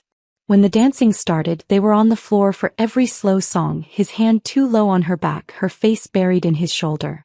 Our coworkers pretended not to notice, but I caught the glances, the whispered conversations behind hands. Janet appeared at my elbow during "The Way You Look Tonight," pressing a gin and tonic into my hand. "My Uber's coming in 20 minutes. You're welcome to share it." I watched my husband sway with another woman to a song we'd danced to at our wedding. Claire's eyes were closed, a small smile on her lips. Sean's wedding ring caught the light as his hand moved up her back. The gold band I'd placed on his finger with such hope now just decorative metal, meaningless. "Make it 15 minutes, I told Janet.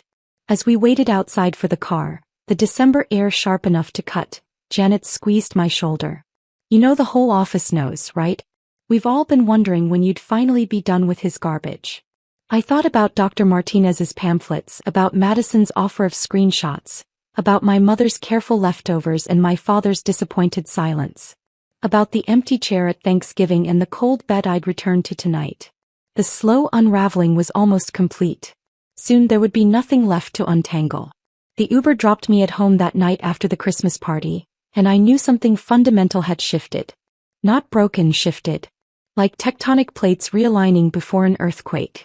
I stood in our dark apartment, still wearing my red dress that Sean hadn't noticed, and made a decision. If my marriage was going to end, it would be on my terms. Victoria Lawson's office occupied the 17th floor of a glass tower downtown, all clean lines and muted colors that suggested expensive efficiency. I'd found her through a coworker's recommendation, whispered over lunch with the kind of careful tone people use when discussing cancer treatments. The Wednesday after Christmas, I sat across from her mahogany desk, watching her take notes in handwriting so precise it looked printed. "Tell me everything," she said, her reading glasses perched on her nose, pen poised over a legal pad.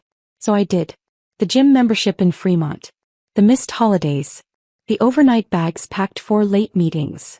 The Christmas party where they'd danced to our wedding song.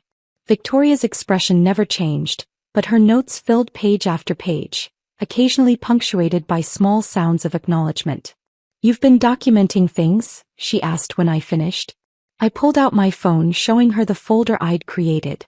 Screenshots of credit card statements, photos of receipts, text messages with timestamps, a spreadsheet tracking Sean's work emergencies against Ryan's travel schedule.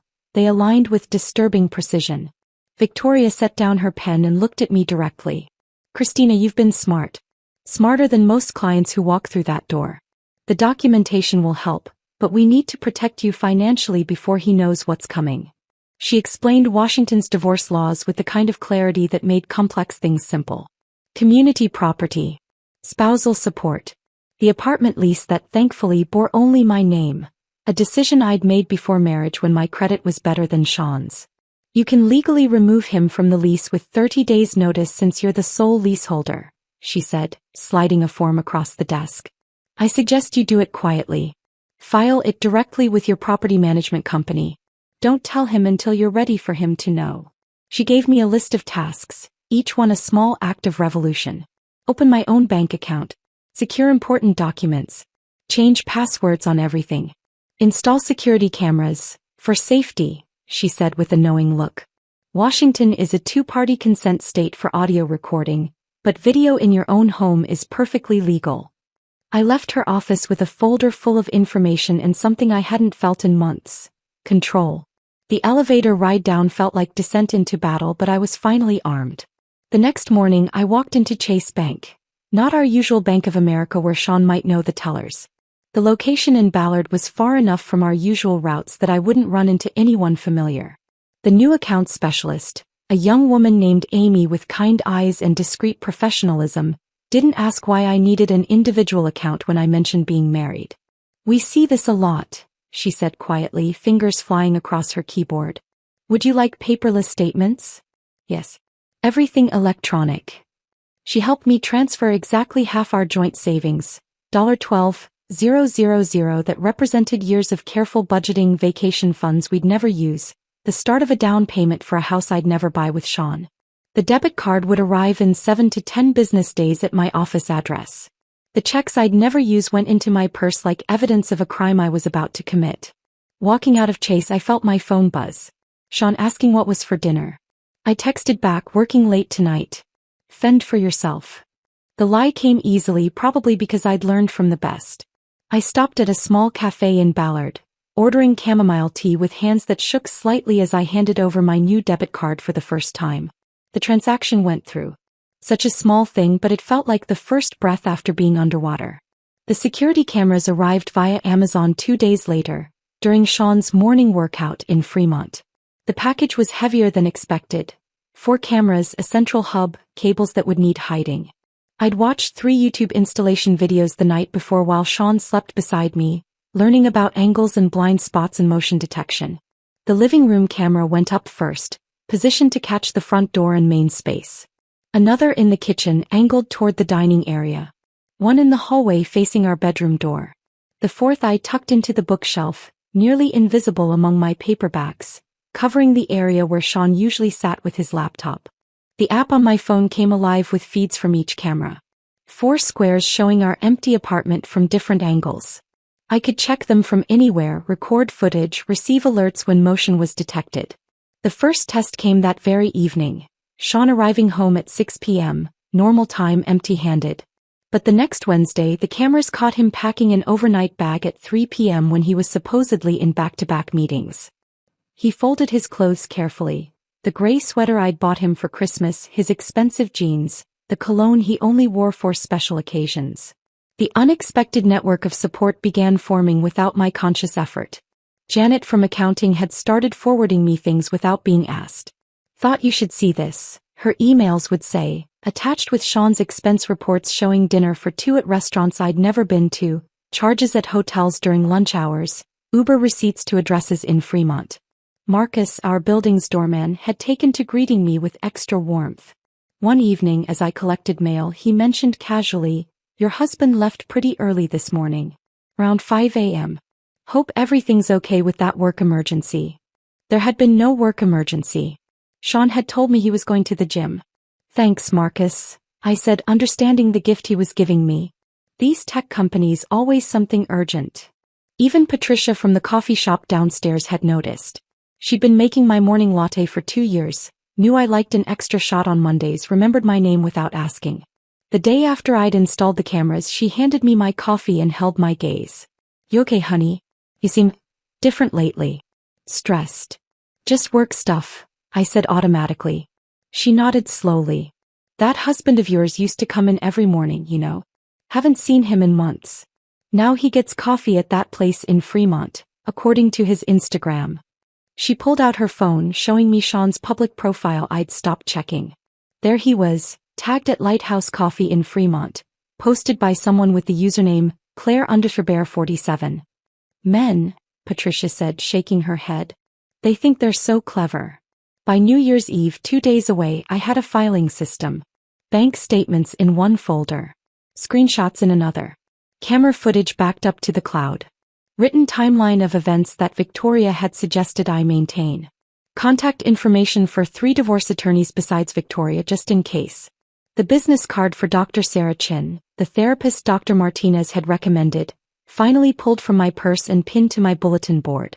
Each piece of evidence was another brick in the wall I was building between my old life and whatever came next. Sean had no idea that while he was constructing his affair, I was constructing my exit. He still kissed my forehead each morning, that distracted, obligatory touch. Still said "love you" when he left, the words hollow as an echo. Still came home smelling like jasmine and vanilla, Claire's perfume now as familiar as his cologne. But I was no longer the woman waiting with cold lasagna, hoping for explanations. I was the woman with cameras recording his lies, bank accounts he didn't know about, and a lawyer on speed dial. The war hadn't been declared yet, but I was ready. Every document filed, every dollar secured, every ally identified, they were all weapons waiting to be deployed. The apartment felt different now, even though nothing visible had changed. It was no longer our space but my surveillance zone. Each room held secrets. The hidden cameras, the lawyer's card in my jewelry box, the new bank statements arriving only to my email. I moved through our home like a spy in enemy territory, gathering intelligence for a confrontation that felt inevitable as sunrise. New Year's Eve arrived with the kind of bitter cold that makes Seattle huddle indoors. Sean had left for Derek's party around 9, kissing my forehead with those dry lips that felt like a stranger's touch. Derek was in Tahoe with his girlfriend. I knew because he'd posted Instagram stories all day. But I said nothing, just watched Sean adjust his collar in the hallway mirror, spraying on cologne like armor against his conscience. The apartment fell silent after he left. I poured myself a glass of the Malbec we'd been saving for a special occasion, realizing this qualified. Midnight came and went with no text from my husband, no champagne kiss, no promises for a better year ahead. The city celebrated below my window while I sat in darkness, the only light coming from my laptop screen. Our wedding photos lived in a digital folder titled Forever. Such naive optimism in that naming. I opened it at 12:47 a.m., the photos loading like evidence at a trial. There we were, 5 years younger, stupid with hope. Sean's eyes actually focused on me then, his smile reaching all the way to the corners. I looked radiant in white lace, believing I'd found my person. Delete. The beach ceremony shot vanished. Delete. Our first dance disappeared. Delete. The cake cutting, his mother crying, my father's proud smile. All of it erased with clinical precision. Each photo removed felt like surgery without anesthetic, necessary but brutal. By 1:30 a.m. the folder was empty. 5 years compressed into nothing, leaving only blank space where memories used to live. I moved to the living room, unable to face our bedroom where Sean's pillow lay untouched, that void on his side of the bed that had become permanent geography. The security camera app showed the empty apartment from 4 angles, timestamp running in the corner like a countdown to something I couldn't name. The coffee maker beckoned. Sleep was a fantasy now anyway. The coffee was too strong, bitter enough to make my eyes water, but I drank it black while scrolling through my phone. Sean's location showed him at Claire's house. Not Derek's party. Not some club downtown. Claire's colonial on Maple Avenue where Ryan's photos still decorated the walls, where his baby's nursery waited empty for his return. At 2:15 a.m., I opened my laptop again and pulled up the document I'd been maintaining for Victoria. The timeline of Sean's deception, each entry dated and detailed. The latest entry, January 1st, 12 a.m. Sean claims to be at Derek's party. Derek is in Tahoe. Sean's location shows Maple Avenue, Fremont. I was adding this note when my phone exploded with the emergency notification at 2:47 a.m. The sound ripped through the apartment silence, that specific tone Sean had programmed for himself, the one meant for true emergencies. My hands were perfectly steady as I read his message. I'm at Claire's house. Pick me up or it's over. The ultimatum sat there on my screen, pulsing with entitlement. He wanted me to drive across the city at 2:47 a.m. to retrieve him from his affair, like I was some kind of ride service for his infidelity. The audacity was almost impressive. I read it 3 times, each reading solidifying something that had been liquid in my chest for months. This was it. The moment everything crystallized into perfect, sharp clarity. My fingers moved across the keyboard without trembling. It's over then. 4 words. No explanation, no emotion, just fact. But I wasn't finished. Ryan's contact information was already pulled up. We'd exchanged numbers at his goodbye party when he'd asked me to watch out for Claire. The irony of that request felt like dark poetry now. I forwarded Sean's location pin with surgical precision, adding a single line. Thought you should know where your wife is entertaining my husband at 2:47 a.m. You're in Dubai, right? The moment I hit send, Sean started calling. The phone lit up with his face. A photo from 2 years ago when he still looked at me instead of through me. I watched it ring, counted the vibrations against the coffee table, then declined the call. He called again immediately. Declined. Declined. Claire's number appeared next, then Sean again, then an unknown number that was probably Claire's landline. The phone became a lightning storm of desperate attempts at contact, buzzing and ringing and lighting up like a casino machine hitting jackpot. I picked it up, looked at the chaos of notifications, then held down the power button. The screen went black. The silence that followed felt sacred, like the moment after confession when sins are supposed to be forgiven. Except I wasn't seeking forgiveness. I was granting myself absolution. The bedroom welcomed me differently now. The bed seemed larger without the weight of waiting for Sean. His pillow no longer mocked me. It was just fabric and filling, meaningless without the person who should be using it. I slid under the covers, my body finding the center of the mattress instead of clinging to my designated side. For the first time in 6 months, maybe longer, I fell into real sleep. Not the fitful, half-aware vigilance I'd been calling rest, but actual deep sleep where the mind finally releases its death grip on consciousness. I dreamed of empty rooms with white walls, of painting them colors Sean would hate. Deep burgundy, midnight blue, that perfect shade of green that looks like forest shadow. I dreamed of silence without the underlying question of where he was, who he was with when he'd come home. Morning arrived with sunlight streaming through windows I'd forgotten to close the blinds on. No alarm needed. My body woke naturally at 7 a.m., refreshed in a way that felt foreign. The apartment was still silent, but it was a different quality of silence now. Peaceful instead of tense. Complete instead of waiting. I made coffee in the French press, taking time to measure the grounds precisely, to wait the full 4 minutes for it to steep. My phone sat on the counter, still powered off, a black mirror reflecting nothing. The urge to turn it on flickered and died. Not yet. This piece was too precious to shatter with whatever digital chaos waited inside. Instead, I sat at the kitchen table with my coffee and watched Seattle wake up below. People walking dogs, joggers defying the January cold, normal life continuing while mine had just detonated and reformed into something unrecognizable. The coffee tasted perfect, not too bitter, not too weak. Everything felt sharper, more defined, like I'd been looking at life through frosted glass and someone had finally cleaned it. At 8 a.m. I finally powered on the phone. It vibrated for 30 seconds straight, notifications piling up like accident victims. 23 missed calls. 57 text messages. 19 voicemails. The numbers felt like a score in a game I'd already won. Sean's first voicemail, timestamp 2:48 a.m. Baby, please, I can explain. It's not what it looks like. Claire had too much to drink at a party and I was just making sure she got home safe. Please call me back. Claire's voicemail, 3:15 a.m. sobbing, you vindictive witch. You've ruined everything.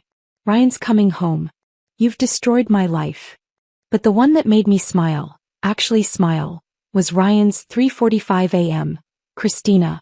I'm at Dubai International Airport. I've booked the first flight home.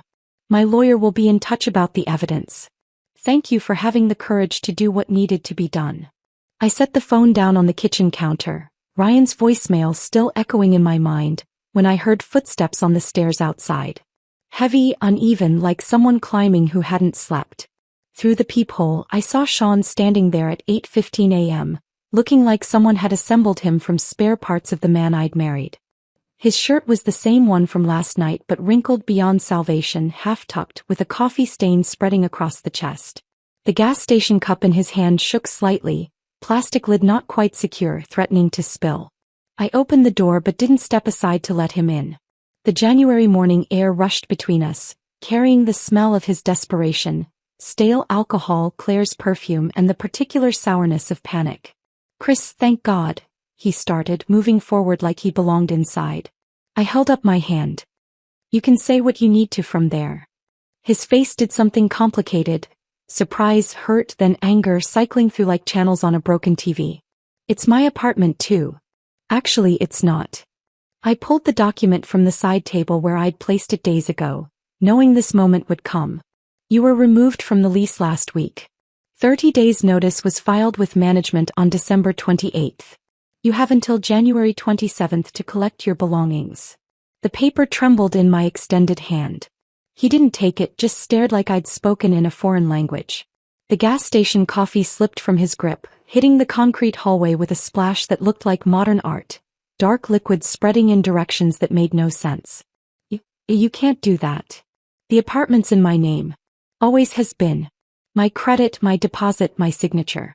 You're listed as an authorized occupant, which I had legally revoked. Victoria's words came through my mouth, calm and precise.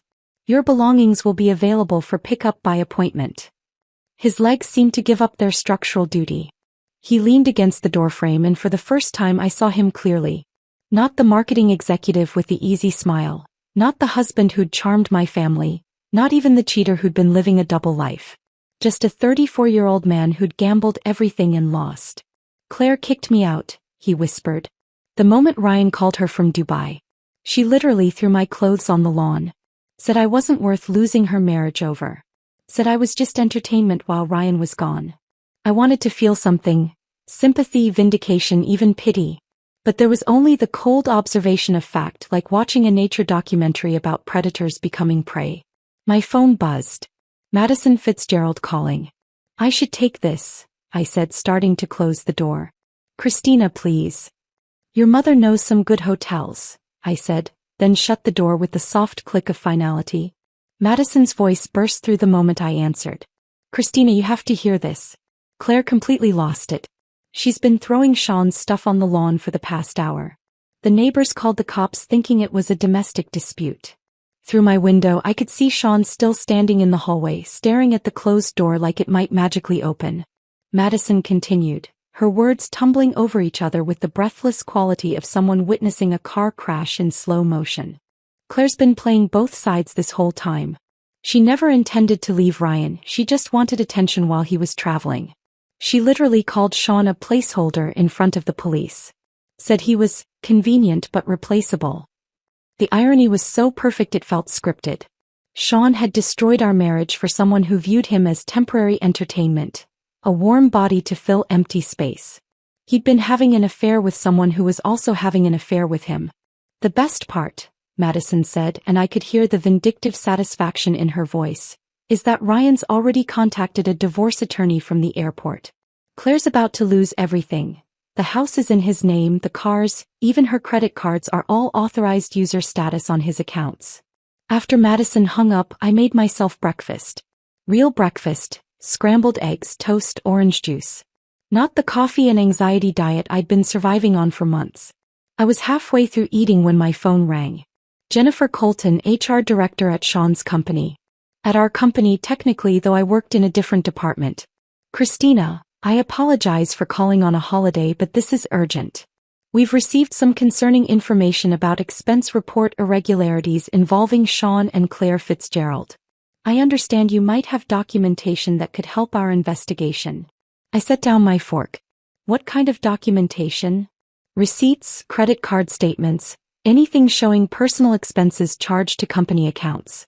We've received an anonymous tip with Instagram screenshots, but we need to verify the timeline.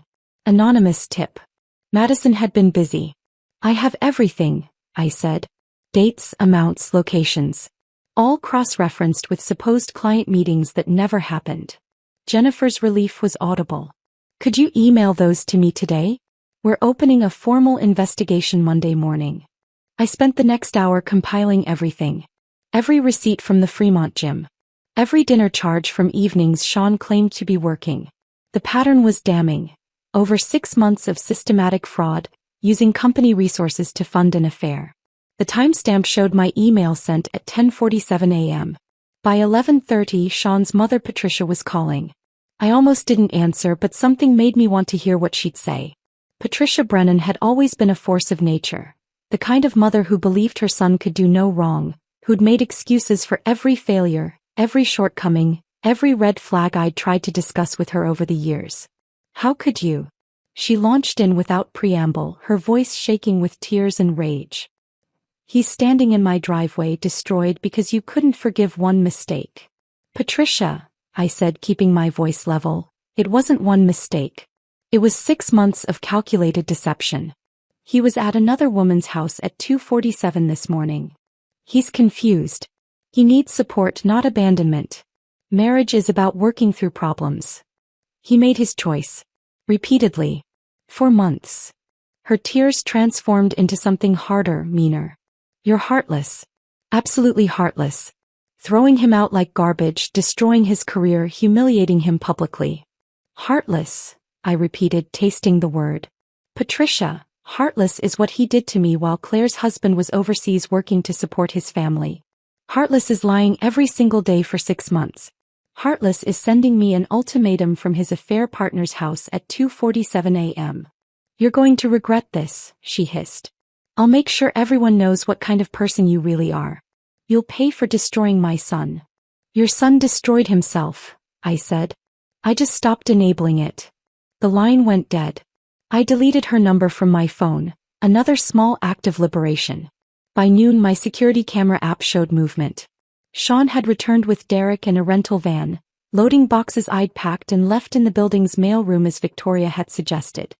He moved like an old man, shoulders curved inward, that confident posture I'd once found attractive now completely dissolved. Derek kept trying to talk to him but Sean just shook his head, loading box after box of the life he'd gambled away. The camera caught him looking up at our window once, just standing there in the parking lot, holding a box labeled Wedding Albums. I watched him through the electronic eye of the camera, feeling nothing but the distant observation of a chapter closing. Derek had just driven away with the last box when Victoria called. The court date is set. February 15th, 9 a.m. Bring everything we've discussed. Her voice carried that particular satisfaction of a lawyer who knew she'd already won. The 6 weeks between that call and the courthouse felt like watching a slow-motion avalanche from a safe distance. Sean hired an attorney, some budget lawyer from a strip mall who specialized in DUIs and quick divorces. I knew because Jennifer from accounting, who'd become an unexpected ally, mentioned seeing Sean in the parking lot of Affordable Legal Solutions, looking like he'd aged 5 years in 5 weeks. February 15th arrived gray and drizzling, Seattle's sky matching the gravity of the occasion. Victoria met me outside the courthouse, her navy suit impeccable, her briefcase containing enough evidence to bury Sean twice over. She'd organized everything into labeled folders: financial records, credit card statements, the Instagram screenshots Madison had provided, even the security camera footage of Sean packing overnight bags for his late meetings. His attorney tried to argue for spousal support, Victoria mentioned as we climbed the courthouse steps. I laughed. Actually laughed. Then I sent him the fraud documentation. The courtroom was smaller than I'd expected, more office than theater. Sean sat at the opposite table, wearing the same suit he'd worn to our wedding.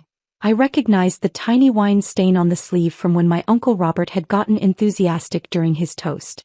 His attorney, a nervous-looking man named Gary something, shuffled papers like he was looking for a miracle between the pages. Judge Patricia Nakamura presided with the kind of no-nonsense energy that suggested she'd seen every possible version of marital disaster. Victoria presented our case with surgical precision. Each receipt projected on a screen. Each Instagram screenshot time-stamped and verified.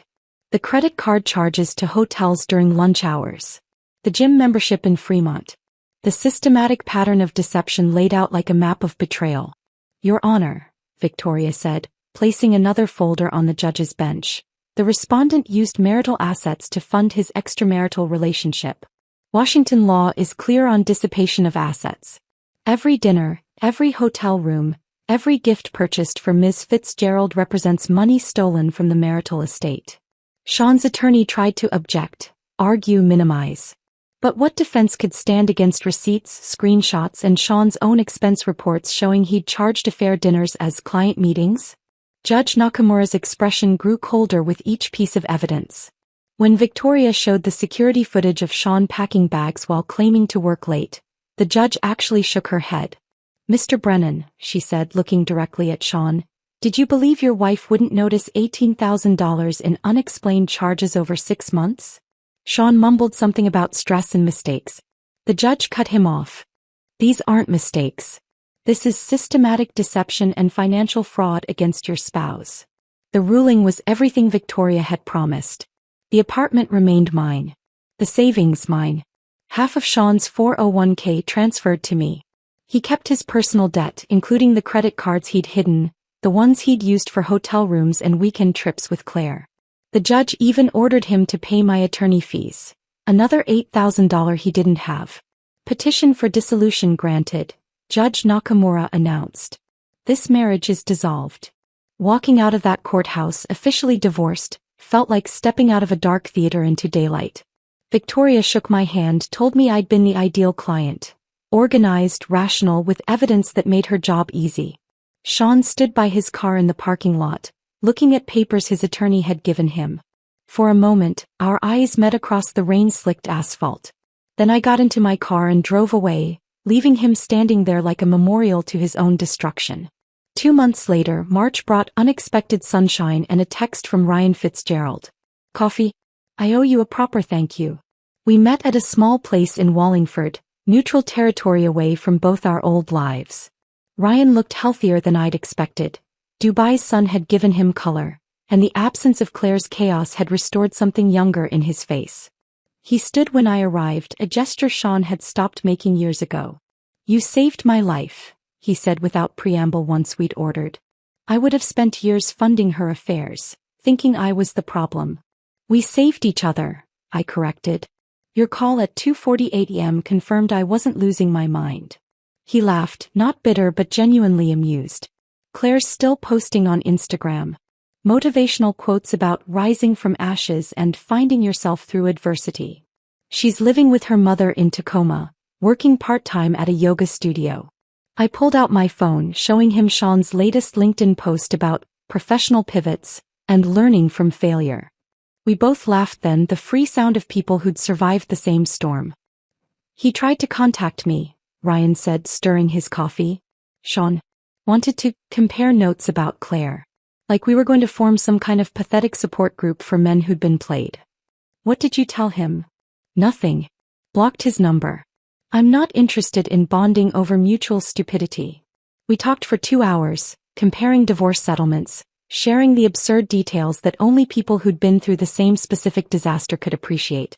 Before leaving, we exchanged numbers, not romantically, just as fellow survivors who might occasionally need to confirm that yes, it had really been that insane. The next test came at family dinner that Sunday. I'd finally told my parents and Tom everything. Not the sanitized version I'd been feeding them, but the whole truth. The 2:47 a.m. message, Claire, the investigation, all of it. Tom's knuckles went white around his beer bottle. I knew something was off at Thanksgiving. I should have. You couldn't have done anything, I interrupted. My mother had gone through her own stages of processing. First, disappointment that the marriage had failed. Then, as the details emerged, a transformation into protective fury I hadn't seen since high school when a teacher had unfairly failed me. I'm updating the Christmas card photos, she announced over dessert. Already removed him from the last 3 years. Photo editing is wonderful these days. Mom, you don't have to erase history. Yes, I do. He erased himself from this family the moment he chose another woman over my daughter. My father raised his wine glass. To Christina's freedom. They all raised their glasses. Tom, Jennifer, even the twins with their juice boxes. The warmth of their support filled spaces in my chest I hadn't realized were cold. 3 weeks after that dinner, I ran into Derek at Whole Foods. Sean's best friend, former best friend, looked uncomfortable between the organic produce and our unexpected encounter. He was buying ingredients for what looked like a dinner party. Good wine, expensive cheese, the kind of spread Sean used to insist we serve when entertaining. Christina, he said like my name was a question. Derek. I should tell you, Sean's in Portland now. Working at a startup with our friend from college. Entry-level marketing. Entry-level. After 6 years as a senior account manager. The fall was complete.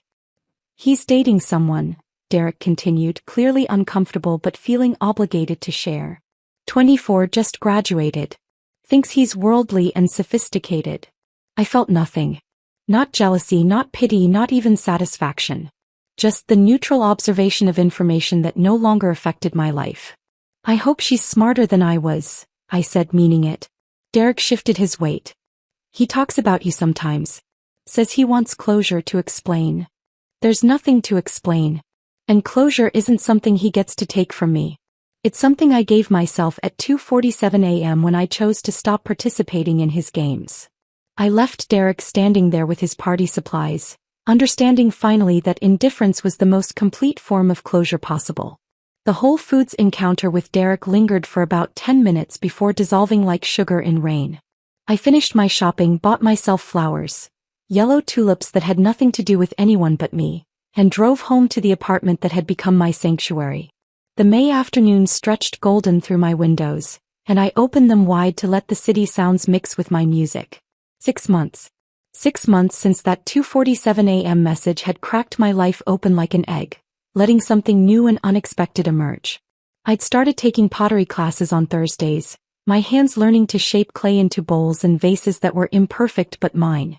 I joined a hiking group that met Sunday mornings, discovering trails I'd never explored during my married years when weekends meant waiting for Sean to decide our plans. The first Saturday of June arrived with unusual sunshine, the kind that brings all of Seattle outdoors. Pike Place Market bloomed with crowds, and I wandered through slowly, no schedule pressing me forward. The flower vendors called out prices, their buckets full of peonies and roses. I was examining sunflowers, their faces broad and unapologetic, when I felt that particular shift in air that means someone is staring. Sean stood 20 feet away near the fish-throwing station, his hand on the lower back of a young woman who looked fresh out of college. She had that shine of untested optimism, gazing up at him while he pointed at something in the market. Her sundress was the kind of hopeful yellow that suggested she believed in happy endings. I recognized her expression. It was mine from 5 years ago before I learned that some men treat love like a convenience store, taking what they need and leaving when something better opens down the street. He saw me. His hand dropped from her back, his body turning slightly toward me like a compass finding north. For a moment I thought he might approach, might try to create some scene from a movie where exes exchange meaningful words. His mouth opened, forming the shape of my name. I turned back to the sunflowers. "I'll take 6, I told the vendor, pulling cash from my wallet. Behind me I could feel Sean's presence like weather changing, but I didn't turn around. The vendor wrapped my sunflowers in brown paper, tied them with twine, and handed them over with a smile. I walked past the fish throwers, through the crowd where Sean still stood frozen, his new girlfriend now tugging at his arm with questions I could imagine but didn't care to hear. My indifference wasn't performed. It was as real as the sunflowers in my arms, as solid as the ground beneath my feet. Sean had become a stranger whose story no longer intersected with mine, and that truth tasted like freedom. Monday morning brought Jennifer Colton to my office. Not my cubicle but my actual office, the promotion having materialized in April like a reward for surviving with grace. "The board met Friday," she said, closing the door behind her. "They're creating a new position, Director of Compliance and Ethics. The job is yours if you want it." I set down my coffee carefully. "Why me?" "Because you handled the investigation with complete professionalism while your personal life was imploding. Because you maintained your work quality when lesser people would have collapsed. Because the board believes someone who can navigate that level of personal crisis while protecting company interests is exactly who should be preventing future incidents." The irony was almost poetic. Sean's fraud had created the need for this position, and my survival of his betrayal had qualified me to fill it. The salary Jennifer mentioned made me grateful I was sitting down, enough to not just survive but actually thrive, to travel, to save, to never again be financially dependent on anyone. "There's one more thing," Jennifer added. "The corner office on 17 is yours. The one overlooking Elliott Bay." After she left, I stood in what would be my new office, watching ferries cross the water like slow-moving promises. Success tasted different when you'd earned it, not in spite of disaster but because of how you'd handled it. Every spreadsheet I'd completed while my marriage crumbled, every meeting I'd run while my life rearranged itself, it had all counted. That evening, Seattle delivered one of its signature summer rainstorms, the kind that arrives suddenly and leaves everything clean. I opened every window in my apartment, letting the rain-scented air fill the space. The apartment had transformed since January. New art on the walls, pieces I'd chosen without committee, colors Sean would have called too bold. Plants everywhere, thriving in corners where his gaming setup used to dominate. Books stacked on surfaces because I no longer had to keep everything magazine perfect for someone who didn't notice anyway. I found myself in the closet, pulling out the folder Victoria had given me at our final meeting.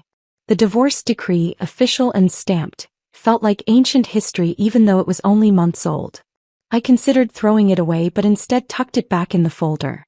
Not as a reminder of pain but as proof of survival.